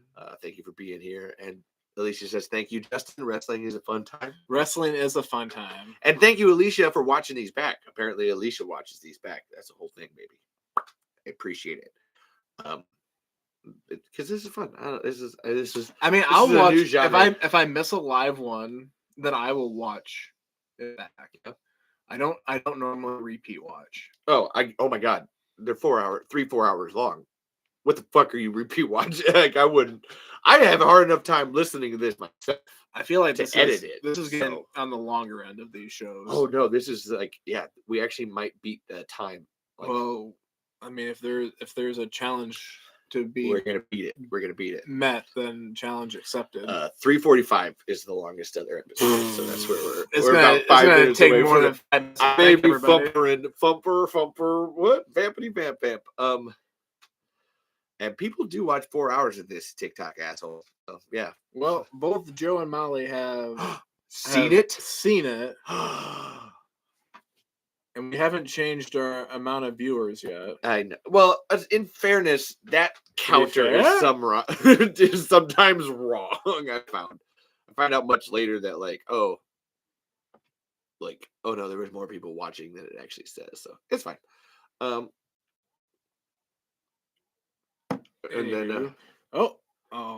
then sorry, Jason. We're still excited you commented. Oh, it's a person. Oh.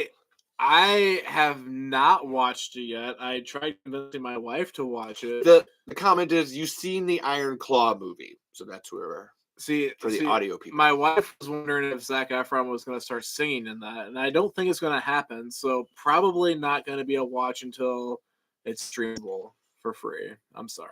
Okay. Which, oh my God, I watched the new Hunger Games movie. That movie was dope. I have not seen that yet either. The Hunger Game Ballads of Songbirds and Snakes. That movie was fucking amazing. It was almost 3 hours long, and I love that. I know that has nothing to do with what we're talking about. We're talking about streaming something, and that was so fucking good. Mm-hmm. Oh my God, I just had to. It has nothing to do with anything. I just had to say that I loved it. Caitlin loved it too. Actually, we both thought that was one of the best Hunger Games movies. Really? Mm-hmm. Like she really wants to buy the book. It's apparently based off a book, and she's like, I really want to get the book to read it now. I hear good things. Cool, very cool. So, thank you. Justin's awesome. So I'm going to go through my list here. Justin's awesome. Justin's great. I thank Justin. Justin's cooler than the rest of our friends. Don't say that. Come on, they know I'm Justin has more time on weekends than the rest of our friends. I was trying to give them FOMO. Was my point. Honestly, I mean, Joe and Molly. I mean, we've badgered. They should be watching here right now. I told everybody it was going to be a special episode in the group, and I sent them a picture of this shirt, and they're not watching. And if they are, then thank you for watching. But if you're not going to hear me anyway. Yeah, it's true. That's how life works. So yeah, like I said, you're amazing, and I thank you. And just as what was your favorite part of filming everything? Again, you asked me a question, and I go the exact opposite. My least favorite part was getting hit in the dick with a crab apple. Literally direct shot. That I mean, I was actually trying to not aim at a sensitive area at the middle of your back. I was aiming for this. I was making sure not to hit your head. I'm a terrible thrower, man. It was direct hit between my knees. That was definitely not. I mean, it wasn't the tip. I hit him right in the tip of the dick. Dick tip.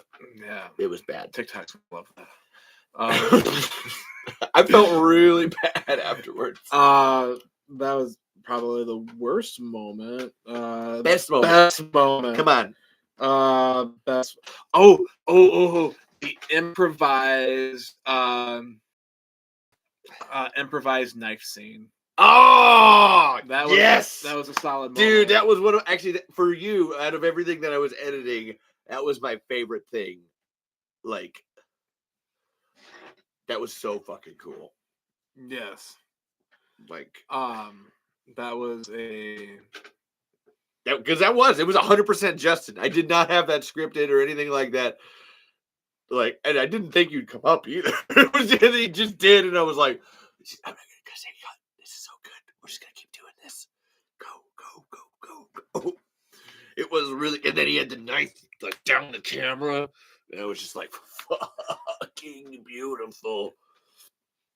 Yeah, That was cool. You're gonna love that when I put it in there. Like that's a no. So yeah, just having like some fun little creative moments was I as a writer I should hate that, but also love it at the same time that we went off script, but I feel like it also captured your original. it's the vibe. Like I said, Yeah, I wrote it as an outline. Like there was words and stuff, but there's a sense of it. There's more to your story that we were able to capture without using solely just the words that you put on the script. Yeah. Oh yeah.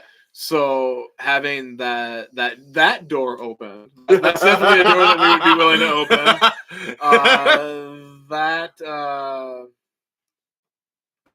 That door being open was definitely a fun one to explore what we could do off script.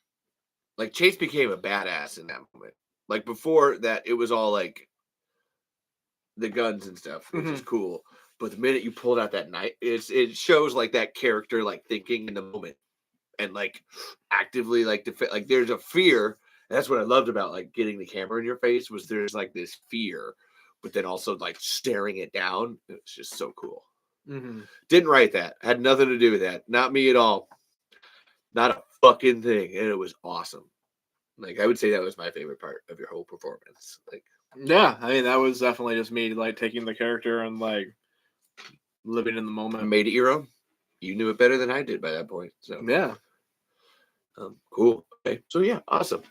I was buying for time, so we got past the 34. Oh, I knew we were 3:45. No, I know. 10 minutes. Honestly, but I hadn't asked you what was your favorite thing yet, so that was my last question as a way of like, we made a Tremors movie, and it's dope. It did. We did. Yeah. It was. And we're working on it. We're gonna film some more, just a little bit more. Yeah. And then it's done. Yeah, thanks, Justin. I'm gonna go through mine. So obviously, thank you, Stampede Entertainment, for making this whole fucking thing in the first place. Thank you, Steve and Ron and Nancy and Brent. Love you guys. Thank you to Jonathan Melville for writing this fantastic book about Tremors. Fucking go buy it. Thank you, Octavio, for having me help you with your new book. Thank you to it's always I should write these down more. I do, but I ran out of space. I know there's empty space there, but I had the little box here. Thank you to everybody, not TikTok, besides you, Jason, who came from TikTok. Thank you. You can't just throw all of TikTok away. I know there was some good. So whoever said Walmart, Jay, and Silent Bob on TikTok, I mean, you win. There's definitely this person over here. Like it's just like you're just so fun. Yeah, I mean, come on. Not everybody. We can mock them. It's fine. I don't want to mock anybody. You really don't want to mock the person who's saying this movie is going nowhere. Stop wasting time and bread. I can assure you, sir, that no bread was wasted on this movie. Not a fucking thing. We don't have no ducks here. Maybe olives. But thank you to partially for having a bit of fun. And there's interaction, so there's no bad publicity. I don't remember anyone specifically from TikTok. It's just more like these people over here. We just don't have very much bread. Yeah, that's fine. Then say money, sir. Yeah, all right. We just fuck off. just fuck off in general, okay, man. But I will thank everybody over here in the YouTube comments. Thank you to Edwin because you fuck off so early, even though your best friend was here. I know. So it was a bad time for Edwin because we weren't expecting Chris to be here. Oh, I feel like focus on Chris too much. I think Chris overshadowed. I mean, maybe Edwin has something else going on, but I feel like we should have given Edwin more time. Well, we were interacting. There was a lot of posts from Edwin that we did not get to. So, okay. Well, we're sorry, Edwin. We're sorry, Edwin. Come back next time. I'll be here in 57 weeks. No, we'll do it sooner. When we have the premiere of the movie, we'll bring Justin back. We'll do Q&A with Caitlin here too, and it's all three of us, just like. And then Ben can sit in the corner. Yep, and be like, "Oh, I shouldn't work at my job." But no, thank Edwin, because Edwin helped so much with the script process of that movie that I appreciate him so much. And then thank you to Jason for coming from TikTok. That's super appreciated. And then Anthony, I know you hate me, but I appreciate you nonetheless. Go listen to We Have Issues podcast and buy Play It Again and Deathless. Great books. I'm working on it, man. And honestly, I save you best for last. Thank you, Alicia, for actually. I always love Alicia because she actually has the. Yes. She's got the. What is this? What is this motion? The interaction. There we go. The back and forth. You've got back and forth. There you go. There's a. You understand the concept of the live. Like, Thank you. Happy New Year to you too. Happy and I do have a lethal arm there, Levi. Damn, I really don't. It was a lucky shot. 100% luck. But thank you, Alicia. And this shit. Jesus Christ. And thank you to all of our friends too. Joe and Molly and Ben and Dessa and Lana. Actually, I'll wait till he can thank Lana if he wants to. But thank you from me as well. Can't wait to see you all today or tomorrow. It's almost today. It's almost today, but not quite. Thank you guys so much. Thank you to my dad, Pappy, and my mom. I know, despite that story, I'm gonna still do it every week anyway. Please don't give me that side eye. I can see it in the camera. I'm just looking at all the cameras. Yeah, sure he is. There's so many looking cameras. At all the cameras. Hello, I haven't talked to you yet. And thank you to my sister Lacey and Eli and my nephews Sean Day, Sean Trell, Samaje, Shamar, and Sahil. Love you all. Merry Christmas, Happy New Year to you guys. Jason joined the Facebook group. Tremors Facebook group, baby. Boom. Impressive, sir. Yeah, thank you all. And I'll end with my thank you. Thank you to the Tremor Saga people for letting us use your TikToks and your YouTubes. Super duper appreciated. We wouldn't be here talking our ass off without it. Thank you. And then thank you to my wife and executive producer, Laura Caitlin Marilla Burzloff, for not wanting to strangle us right now. Super duper appreciated. We'll be quiet so you can sleep. Shh. And then thank you most of all to Justin. Then Justin, who do you want to thank? I'd like to thank the Academy for this moment. I didn't want to, but I decided to. You like me. You really like me. No, there's no Academy that I'd like to thank. The Tremmies, baby.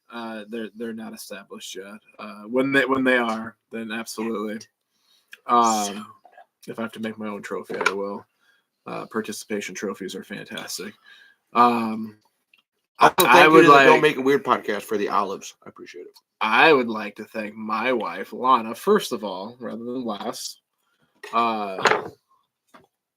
Just because that's how I want to run my thank yous, which has no like bearing on how you do yours, but that's how I'm gonna do mine. She let me leave the house. She's probably happy about that. Let her get her own stuff done. But no, she's always been supportive of everything. So thank you to her. Thank you for Chris for showing up. And my dad apparently showed up for a moment as well. And he could not figure out how to comment. So if you decide to watch this back, create a YouTube account and catch it next time. That's how you comment. Comment, people. Come on.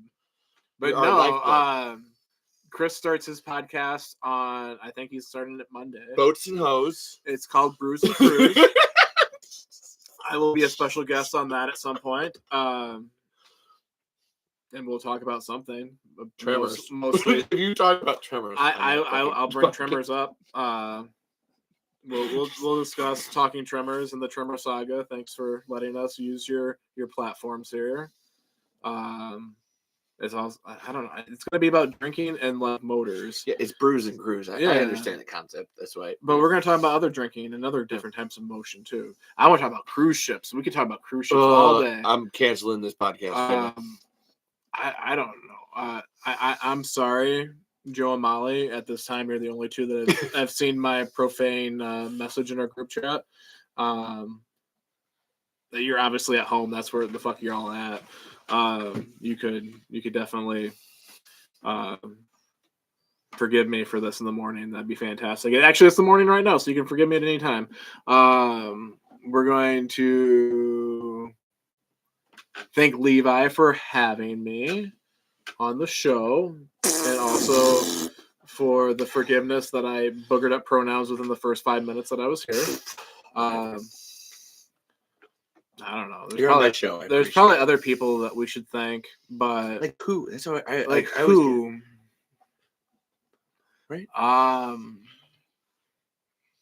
my god, my tag is still on this sock.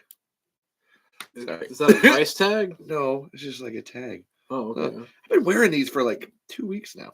Yeah, I mean they're good socks. That's why we got Caitlin her own pair as well. I appreciate it. Socked by Justin. Socks. He's a sponsor. Sponsored by my socks. I didn't make the socks. Whoever we didn't thank, we're sorry. We love you. Probably at this point, I just kind of want to ramble on for their 4.5 minutes to hit the 4 hour mark. 4 hour mark. We're Tremors probably needs to be thanked at some point. We already thanked the Tremors saga, and I thank Stampede Entertainment. I'll thank you, Don Michael Paul, who also was concerned about why Tremors had made $500 million. I just texted him about that this week, and he was like, "Huh, that is odd." Michael Gross should probably be thanked. Fucking Michael. You know what? You know what's funny? Michael Gross was in my list of things that like I wanted to make part of the drinking game. Whenever I said I love Michael Gross, so I love Michael Gross. Eat an olive. And I said that earlier while Justin was talking, but thank you to Daniel and Dina and Sean of the Don't Make It Weird podcast. I love you guys. I'm on episode 30 of their show. It's really good. It's a writing podcast. You would enjoy it too. I know. I need to add that to my list. Podcasts. It's just incorporating them into your life is always hard. I get it. Yeah, it just takes some time. Unlike Alexander's podcast, which we've all listened to, apparently. It's not a dick, it's a deck. We all have listened to that thing, man. See, the thing is that when I'm talking about Tremors, I'm talking about pooping. And I got the good shakes on the toilet. And I know what you're thinking. That can't feel very good. But I like the way it makes my butt jiggle. The funny thing is that I'm not joking. I mean, I made that story up, but that's how he talks. And that's what he talks about. Sorry. There's people that need help. Call the phone number that we don't have time to post all the numbers. Call 374-69-WEIRD. 0118999 88199 0199725 3. We were pretty close. It's more of a pause. You didn't give it the pauseness that it was deserved. You needed more of your cleftal horizon. Honestly, that was. I mean, no, that was fine. We were both fine. That was pretty fucking good that we landed that. That was a 7 out of 20 for sure. Oh, what happened? I gotta plug that one in over here. 1 second. Panic moment. Don't die on me. Don't die on Miss Sally. We apologize for the technical delays. Oh my god. It's right there. There it is. Okay. That's fine. Okay. It was close. That was really close. Wow, we've been talking so long that the battery almost died on that one. So that's how far we've gone. We have a minute, Justin. We have a minute. A minute of vamping to get to the 4 hour mark. So, like, the thing about the Thing and Grandma's Boy and 9/11 and Doctor Who and Blackface is that 42. they are a part of the Graboids. And when the Graboids committed 9/11, they were wearing blackface because they're Grandma's boys. And the Doctor tried to stop them. But, like, they only got a TARDIS. And the Graboids, they're underground. TARDISes, they don't go under the ground. They don't go into the ground. I mean, they do go under the ground to the hollow earth. But that's not where the Graboids are. That's where King Kong is. You kind of went all Marky Mark there. I haven't watched Entourage, so I don't know. No, but like, have you not seen the guy that like redoes like casting for like movies like Star Wars and they like, No. "Ah, I'm Luke Skywalker. I'm here to rescue you." It's like you No. like the full Marky Mark. You totally just pulled that. Thank you. I appreciate that. But I also have no idea what you're talking about. Well, I'll send it to you next time. Send it to me. We made it! Nice. Okay, 4 hours long. That was insane. I have nothing more to Yeah, say. I appreciate you, Justin. I said that I was gonna be home at 11:30. I was Okay. laughed at. Okay, so as this tradition, I always let the guest leave with the last word. So, what's your last word? Ham bone.